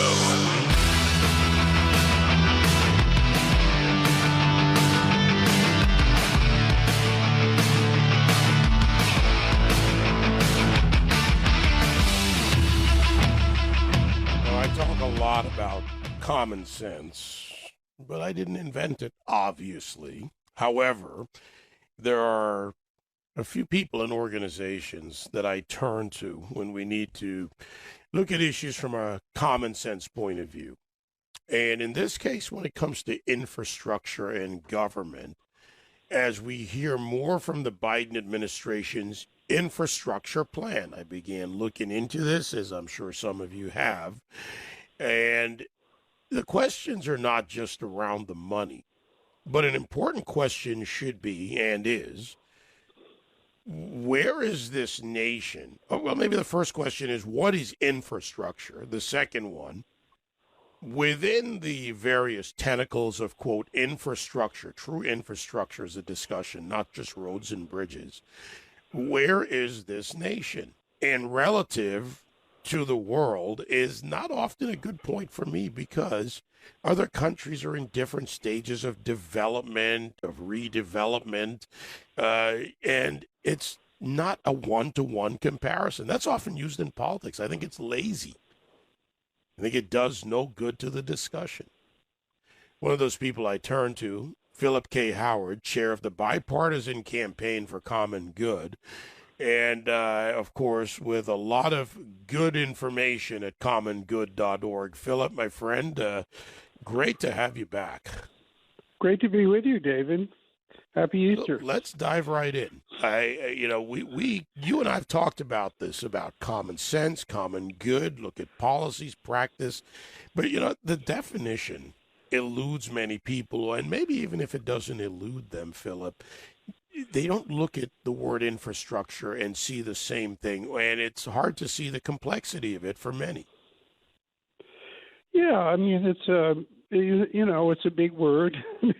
And different people mean different things by it.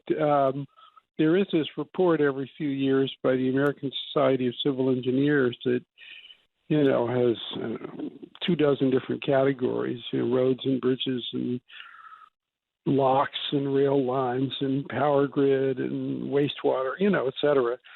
And they give a report about how America is doing. And of course, the reality is that we are basically living off the facilities built by our grandparents and great grandparents. We haven't been able to get our act together since, for pick a number, 70 years maybe.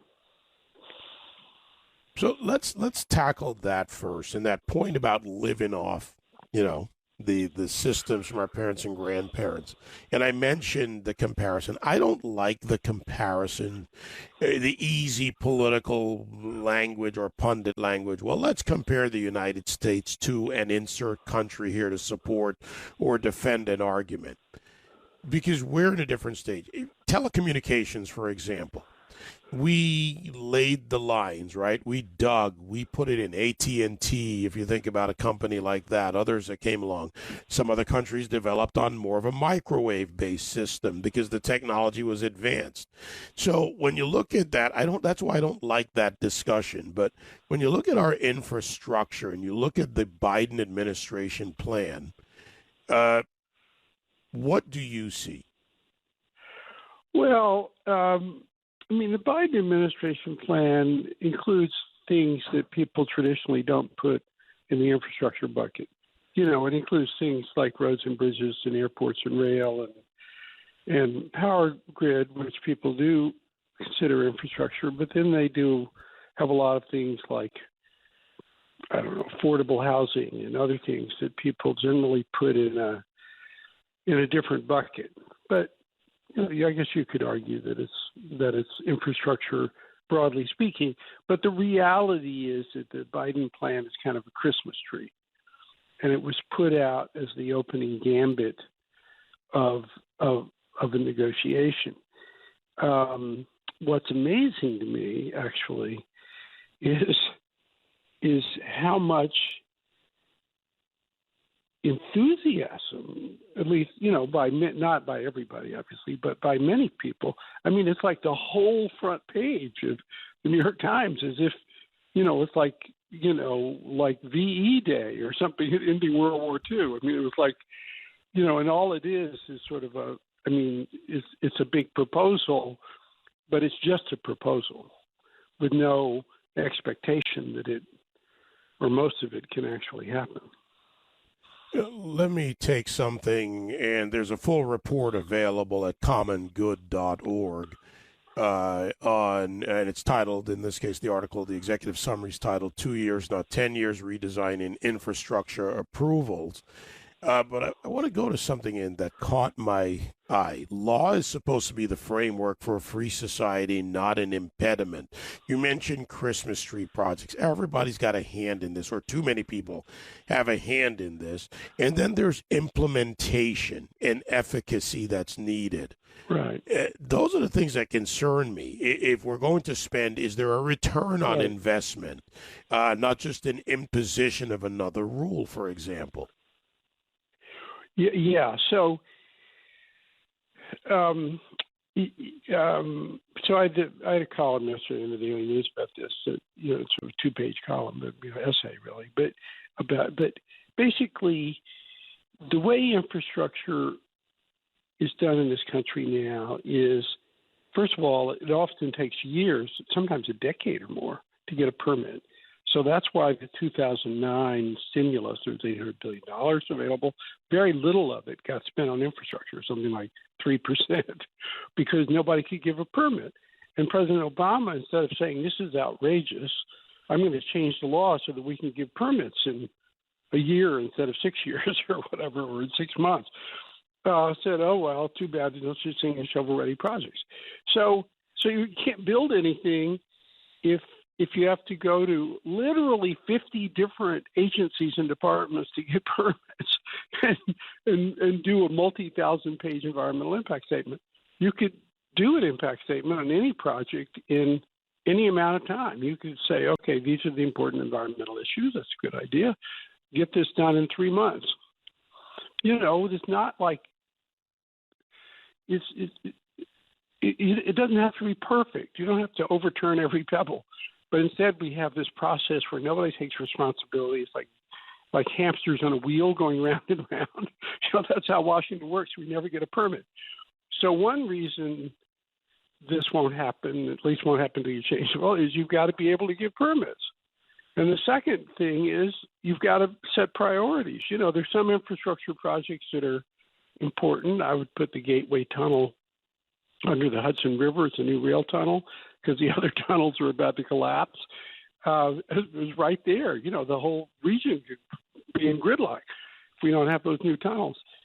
But a project you don't want is like the bridge to nowhere in Alaska, where you put a big bridge, to a tiny island that services, almost no one.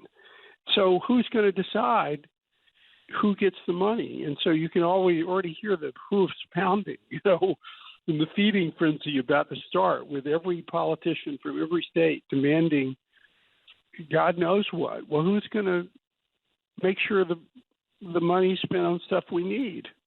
There's no mechanism for doing that.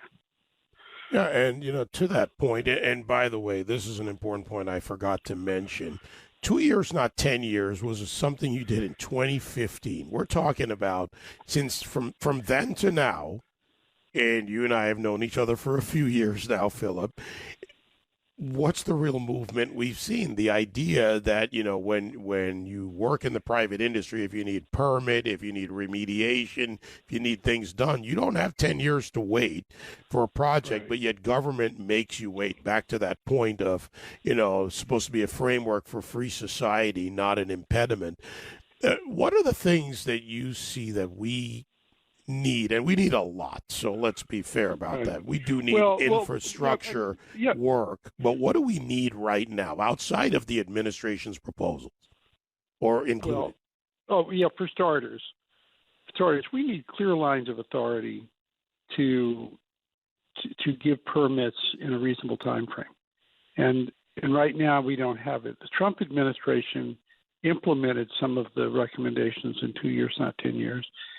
While the Democrats out of office were resisting it, but that's just because they were out of office. Once they're in office, they'll embrace it. So you need clear lines of authority to make decisions, and you need this idea, which we don't have in this country, that decisions actually require judgments where people take responsibility and go on the line. We have this idea in this country that government kind of works like an automatic software program. You show up at work in Washington, you push pay from one side of the desk to the other, and eventually the right answer comes out. Well, that's just not how the world works. It's not how your radio show works. It's not how anything works. People have to decide what's important and make a decision and take responsibility for making the decision. And we've kind of lost that idea in government. Teachers don't have authority to maintain order in the classroom. It's now like this disease, this epidemic that's spread through government where everybody's trained to say no, but nobody is willing to take responsibility to say yes. So you end up, people are frustrated to death. There are some other areas, Philip, in government, and there's a tension. There should be a tension in our system, especially for those of us that believe in federalism between the state and federal government. And do we need the states, or at least responsible states right now, to try and continue to move forward and still fight back where government uses a couple of weapons? One is the money, so states like the money coming back to the state, right, bound to, let's say, transportation dollars or whatever. Then you have private interests, and this goes to some of the electric companies who, say, for instance, won't modernize, won't protect their facilities better unless the state pays for it. That seems to be dysfunctional right now for the most part. Yeah, I must say, first of all, on federalism, if we moved, so in our campaign for common good, we're basically advocating a much simpler, goals-oriented regulatory structure, where you take 1,000-page rule books and turn it into 30 or 40 pages, and you have goals and principles and hierarchies to make decisions. And one of the advantages of a principles-based system, to give an example, Australia had nursing homes where they went from a 1,000-page rule book to 30 principles, like have a home-like setting, respect the dignity of the residents, things like that, and they work much better. The advantage of principles, it allows people in the states and in local communities to do things in their own way. It allows people to wake up and have ownership for how they do things. That's incredibly important because, one, things work better, and two, people hate Big Brother breathing down their neck. So we clearly need to go to a structure where, not that you're telling the state you can do whatever you want, but where you're given more authority to oversee things, in their own way, or get things done in their own way. And that's, it's just incredibly important. You just can't make people go through the day with their noses in 1,000-page rule books, and that's why people are so alienated in this country, because they don't, they feel they're shackled. Could we? And you and I have done this for an hour before. We won't do it this time. We're just doing a segment. Maybe we need to get you in for an hour soon enough. But, could we work enough at the state level? And I'm thinking about a conversation I had with a Pennsylvania state senator just this past weekend. State legislatures can do some of the lifting here to get us to that 2-year process, 2-year approval process, the 2 years, not 10 years, which, by the way, I'm going to tweet out for everyone and put it on all the various media platforms because, folks, you need to read this. Could the states play a role in this even more so if we could get enough state legislatures to push this to the governor's mansion? Is that a possible path? Yes, definitely. I mean, that's a great idea. And so for example, we have often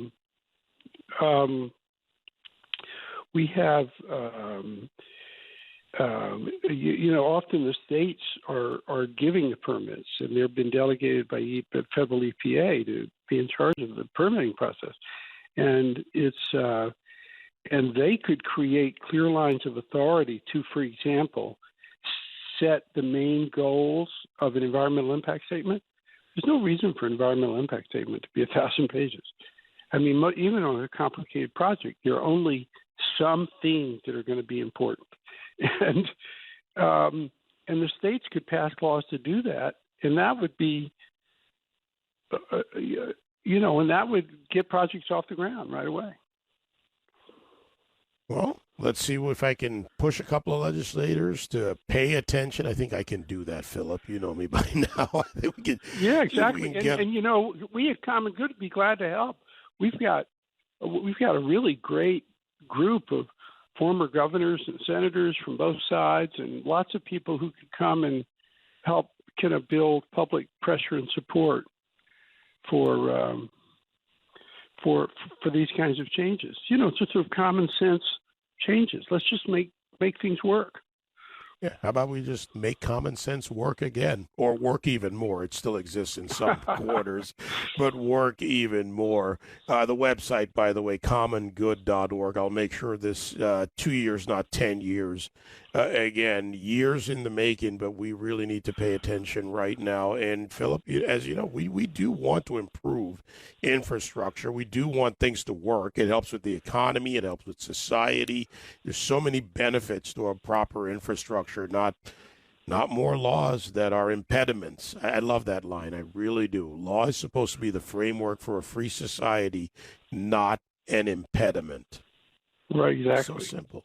So very simple, my friend. Thank you as always. Yeah, nice to be with you, David. Philip K. Howard, chair of the Bipartisan Campaign for Common Good. The website, commongood.org. I'll make sure this goes out on all my social media platforms because it's relevant to where we are right now. And that line that I've repeated a couple times about law and its role. 866-95-PATRIOT, 957-2874. I'll be right back. The David Webb Show, a gathering place for patriots. 866-957-2874.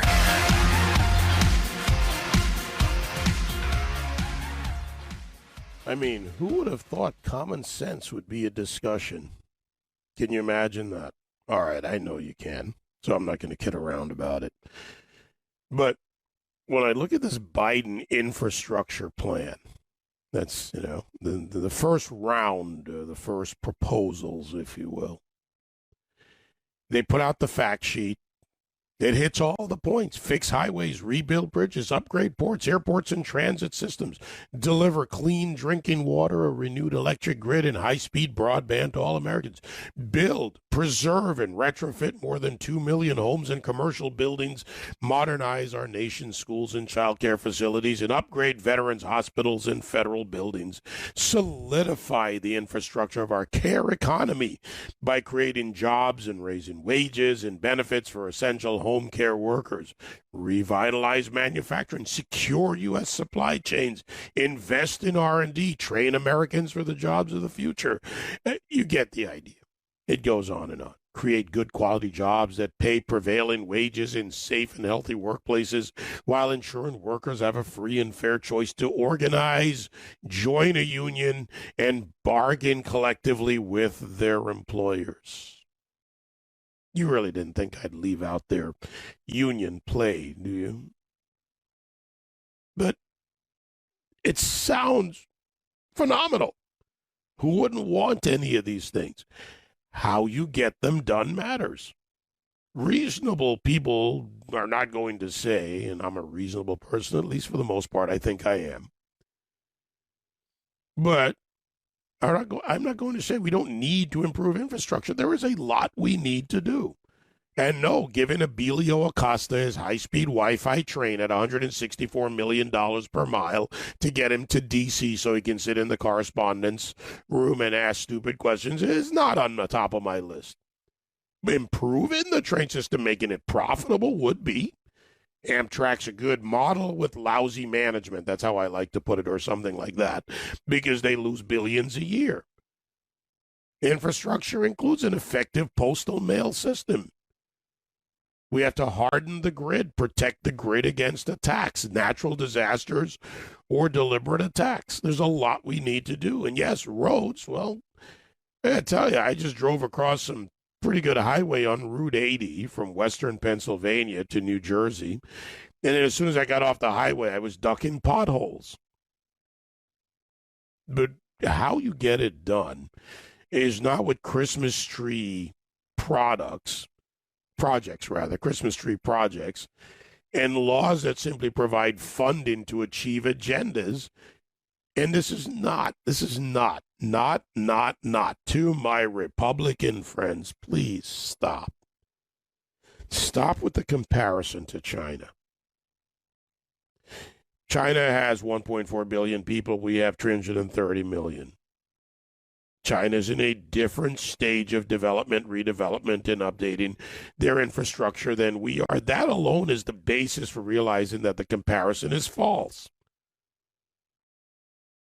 And it's not that we shouldn't pay attention, because you need to know what's going on around you, but why do we care, or are we supposed to care about what China's doing with their infrastructure when, in fact, we need to focus on improving our infrastructure here?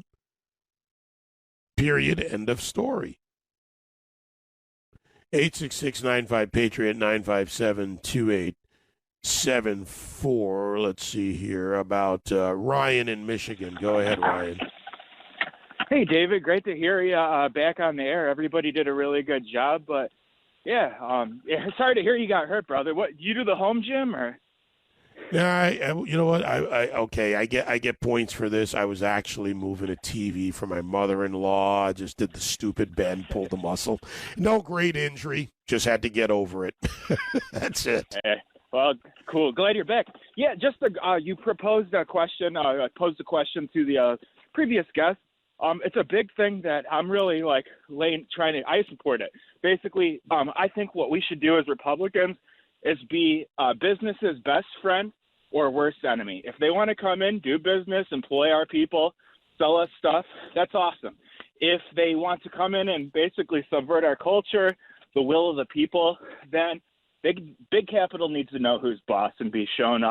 Basically, and I'll say boycotts, that's one weapon in our arsenal. I'm not against that, but at the same time, I think the resistance from the more establishment types to use the power of the state as a stick in the carrot or a defensive weapon, so to speak, metaphorically. That's not good, and I don't know if the republic can survive if we don't do this. I think it's probably the best thing. So I appreciate you hearing me out, buddy. All right, good to hear from you, Ryan. Be safe out there, and we have got to pull these people into actual points of action. We need to get them to where these lawmakers, these bureaucrats are actually realizing that we won't tolerate their inefficiency, their inaction, or their bad actions. Lucas, Florida, 86695-PATRIOT. Go ahead. Hey, David. So you and I agree clearly that we need to address infrastructure in this country. I travel before the pandemic, I traveled quite a bit overseas, and it was always unfortunate that I was seeing these very developed countries seemingly very far ahead of us when it came to infrastructure, and I always question why can't we either match up or be better than what these countries, especially in Europe, are doing. But I think the elephant in the room is that the Trump administration should have done this. They had, just like immigration, they had the House, the Senate, the executive branch. It was infrastructure week every other week. Nothing got done. And to be honest, the bill's not going to be perfect, but we have all of these companies right now. Everybody's complaining that the Democrats are going to raise the tax rate from 21 to 28%. There are companies that are paying zero, major companies that are paying zero. So I'm not understanding how it's not possible to find a way, bipartisan, to raise money to invest in the infrastructure in our country. You can't complain it shouldn't be just government, though. Look, government has a role, and state government, local governments, but mostly state and federal government has a role here. And it shouldn't be to control the money, which is part of the problem with this. Again, back to the point, law is supposed to be the framework, not an impediment, right? So that's what doesn't happen.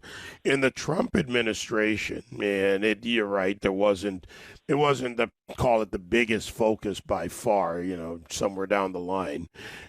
Whenever it was brought up, and it was actually on this show, I talked with a number of people about what we needed to do on infrastructure. From an economic standpoint, they would make an argument and it would get shut down in Congress by both sides because infrastructure is a big money payoff for the districts, the states, whatever. And that's a fault of both parties, without a doubt. But right now, I want to push it back to the state level. I think the states can play a big role in this. And in one simple part, permitting processes, private sector, public sector can get together. But there's a lot of money in this, Lucas. I don't see an easy way out of this. But again, this is the point that drives me crazy is you have one side that wants to raise taxes maybe too much. You have another side that doesn't want to raise taxes but still wants to pay for things. And you can't to that point, let's take what you just said. Right, let's take what you just said and put something in the middle. Whether it's raise or not raise, that's my way of putting it. Somewhere in the middle is there already is existing, the government's in trouble, we're in debt. Let's just admit that. But somewhere in there is still tax revenue coming in. Tax revenue is being misapplied all too often or not prioritized. So if we prioritize for this example, and this was one of the proposals out of the Trump economic team, and I'll give you the kind of the bluff on it, right? The bottom line up front on this was that if you find that middle ground to support the project, the permitting, the execution, you bring in the private sector to do the work rather than just leaving it up to state-run contracts, which includes the private sector, but is more like a GSE, right? They become basically long-running contractors for state payouts. And you take tax revenue and prioritize it. You can use what's already being taken out of our pockets, corporate or individuals or both, and put it to work, because what does it do when you fix things or certain parts of the infrastructure? You generate better economic output, better roads, less costs, better highway systems, less costs, bring down toll. There are a lot of things you can do that will have longer-term economic effect. Go ahead, I'll repeat having that. A healthy person, it's like having a healthy person costs less in terms of health insurance because they're not going to the doctor as often or having procedures. But again, yours is better, by the way. Your example's better. But well, thank you. But again, what drives me more crazy than anything else, is the fact that Republicans have lost all credibility when it comes to debt and taxation conversations. If you just look at numbers over a period of years that the Republicans were in charge, that prior to coronavirus, forget coronavirus, that's a totally different thing. But prior to it, the debt exploded, and it was paid for, or it was at the expense of tax cuts that did not benefit everybody. And you have companies that are still paying, major companies paying 0%. How are you going to even that side of it, Lucas, needs a lot more context, and we're not going to go into that now. But the idea of corporations, tax rates, tax code, tax cuts, whatever, there's so many aspects to that. That's a whole show in itself, and more than a whole show. They do generate economic activity. They take advantage of the tax code. The politicians, by the way, I'll just go broader than just Democrats and Republicans. The politicians basically don't ever solve the problem because it's a great money tree or money bargaining point or whatever you want. We need to reform parts of the tax code.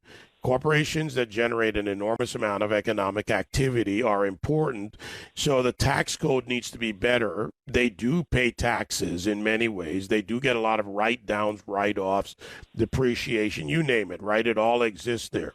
So you need to reform parts of the system that make the system work. I'm going to go back. Yours is better. I did the contextual, kind of broader, deeper explanation.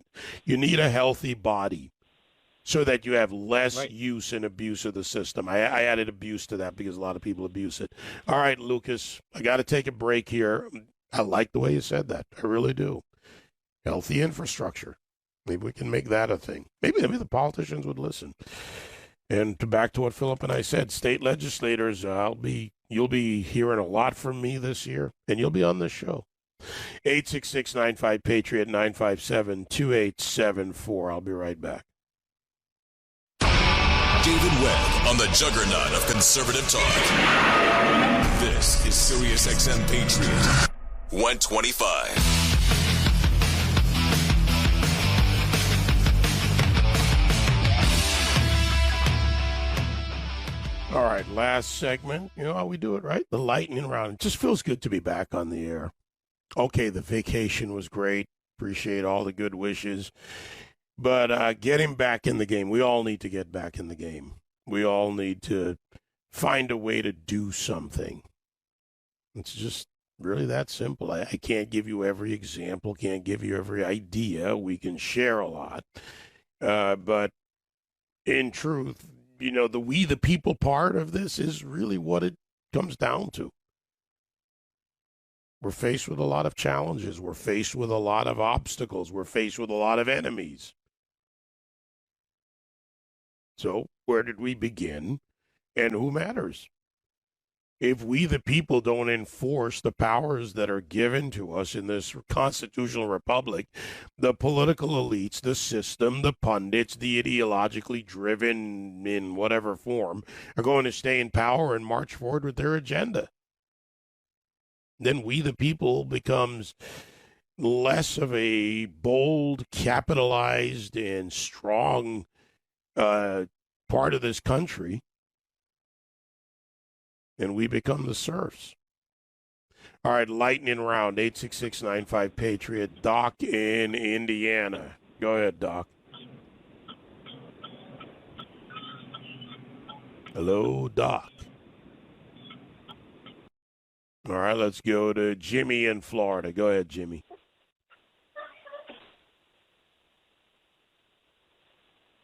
Okay, that's two. Jimmy, you there?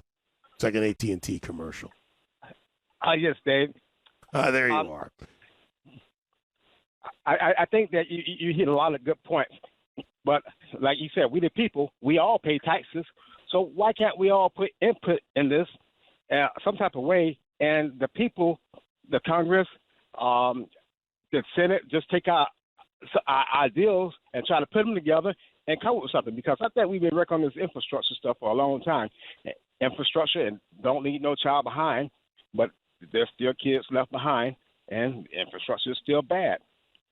Well, we did give our input in this sense. We put the people up there that are making the decisions. It's the way it's designed, as you know. So what we need to do is make that first decision point the first point. The people that don't do the job, it's not an instant fix. In 2 years, that congressman should be gone. In 6 years, that senator. And, you know, we, the people, do send them up there. And if they don't follow through, then we need to do something about it. Okay, I'm stating the obvious. I'm Captain Obvious here on this one. But that brings it right back down to the ground. We, the people, Jimmy, need to put better people in those lower seats, lower areas where we can vet them. Your mayor becomes your House representative at the state level, your state senator, your county manager, whatever.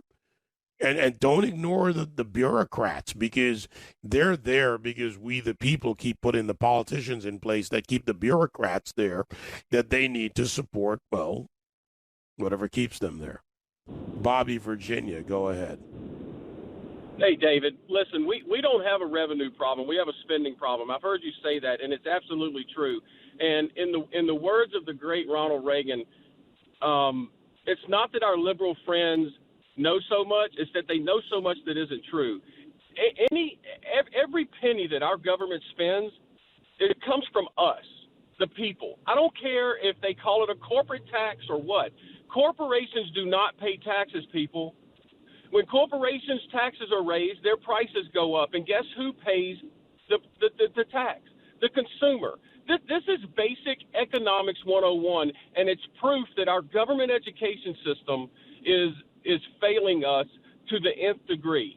It's not public education, people. It's government education. They're teaching us what they want us to know.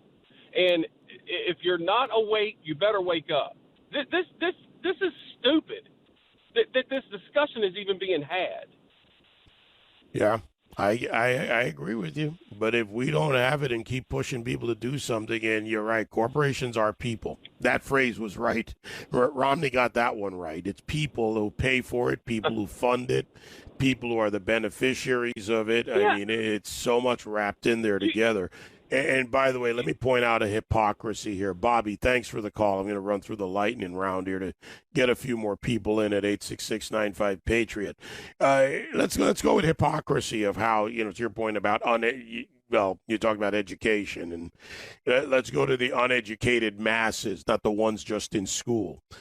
They come out at the same time, and while states are suing the Biden administration over these, various things that they're doing, right?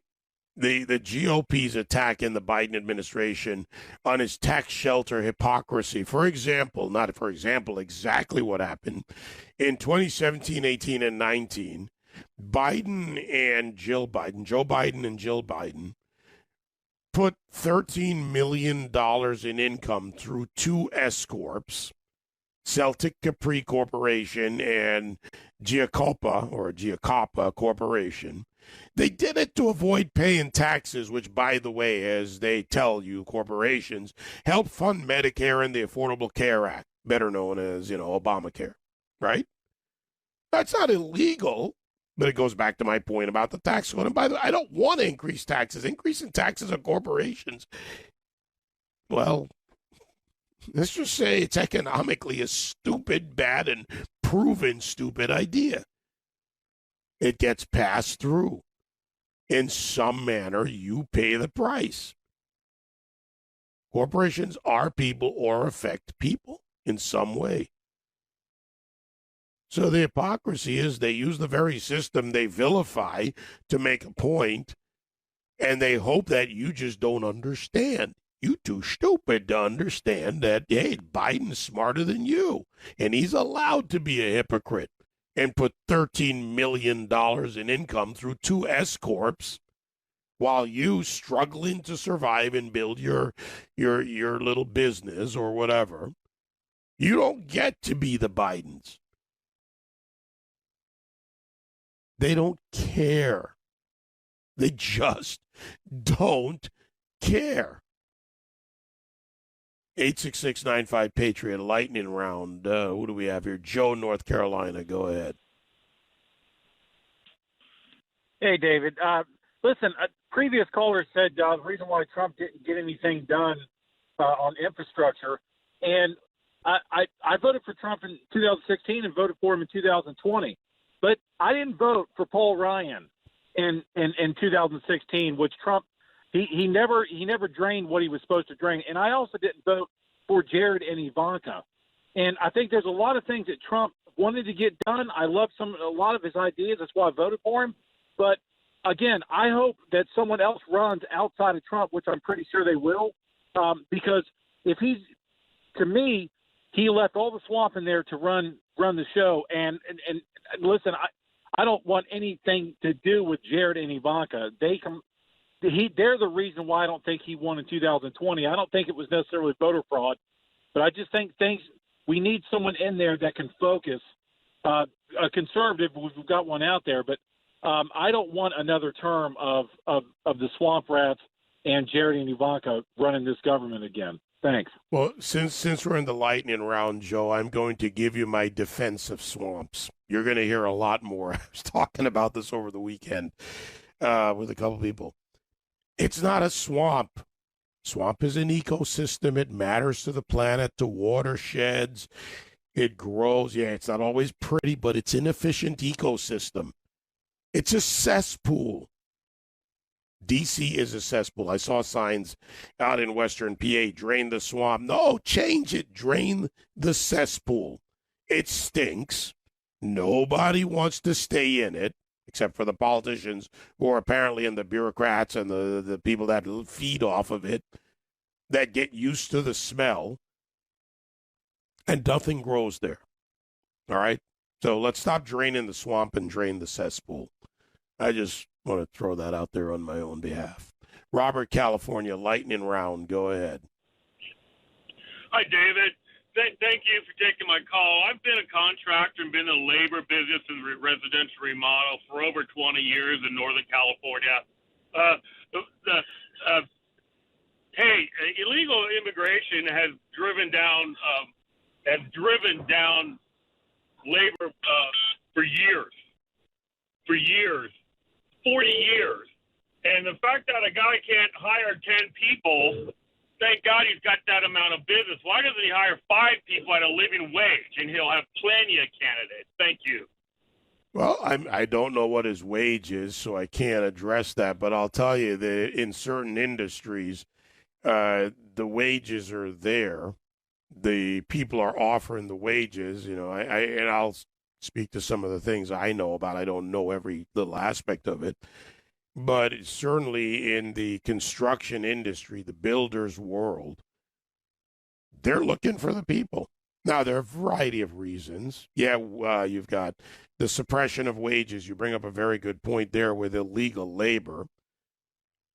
And, I'm for punishing the employers. And immediately I can hear it. I'm an employer. I have no choice. I can't get labor, so I have to hire illegals. Look, I'm not saying it's a perfect situation. And I'm not going to pretend that overnight, if, say, everybody who wanted to work or had the skill set to work in trades and, other industries were going to be available, there'd be enough of them. There's not, because for years it's been degraded by the numbers. The labor force isn't there. So, no, there's not an easy way out of this. The solution, however, is not mass amnesty and creating another layer of agricultural serfs that are illegal aliens with a promise, in 10 years, we're going to give you lawful presence. Terry, North Carolina, lightning round. Go ahead. Hello. Hi, Terry. Hi. I just want to touch on a few quick things. First, the Federal Reserve, and when we borrow money from the Federal Reserve, I think there's a big misconception of the fact that, yes, we the people have to, pay this back, which obviously is never going to happen considering how much it grows. But, the politicians and the congressmen that vote to pass, borrowing more and more from the Federal Reserve, they don't have to pay it back, and they really don't have our best interests at heart, and that's a really big problem with Congress as well. And two, with Trump not draining the swamp for somebody, I grew up in Washington, D.C., and if anybody thinks that cesspool could be drained in 4 years is naive. It is going to take a lot longer than 4 years to clean up the mess that has happened to this country. Also, want to touch on a little bit of the labor.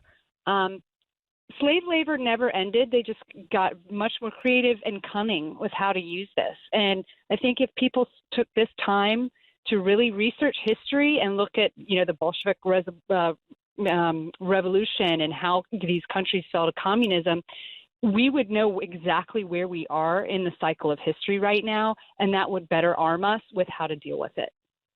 Knowledge is power. And by the way, you're right.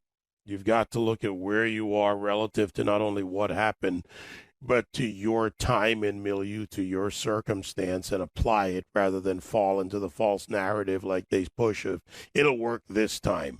No, it won't. Never has. Never will. Ronnie, California, lightning round. Go ahead, Ronnie. Hi. As it goes towards taxes, corporations, and I could be wrong, but I remember something like the Supreme Court said a corporation is a person. And I own an LLC, and I'm also a businessman. And what bothers me, and as a businessman, I shouldn't even say this sometime, but if a corporation is a person, as an individual, the individual W-2 worker should get every write-off that corporation gets. If you're going to depreciate your car, well, my car goes down. If my car gets less, the individual, that W-2 worker, his car gets less every year. All the things that the big corporations should get, I should be entitled to, except I'm not employing anybody. Even from a modeling point, and I do get your point about getting depreciation. By the way, the tax code provides, the tax code's a mess, first statement. It does provide various write-offs and perversions, which is what a lot of it is. I'm a fan of the flat tax or the fair tax. I want a consumption-based tax. That would solve a lot of this debate over corporations and or versus people, because it doesn't need to be that. Corporations, however, and depending on the size, the iron, provide other benefits that the individual doesn't. And depreciation, if it's reinvestment, which is what a lot of corporations do, into building or expanding the corporation, replacing equipment or other things, that provides a benefit to the individual, Ronnie. So, yeah, and I think you get it, and and I think a lot of people do. So I don't like to pit the corporation versus the individual. I look at them respectively and how it needs to work. It starts with a better tax structure, which, by the way, if the corporation increases profits, then they should lose some of these subsidies. Corporate structure is a subsidy structure. Don't even get me started on that. Well, you can't because we're out of time. Andrew Wilkow's got it next.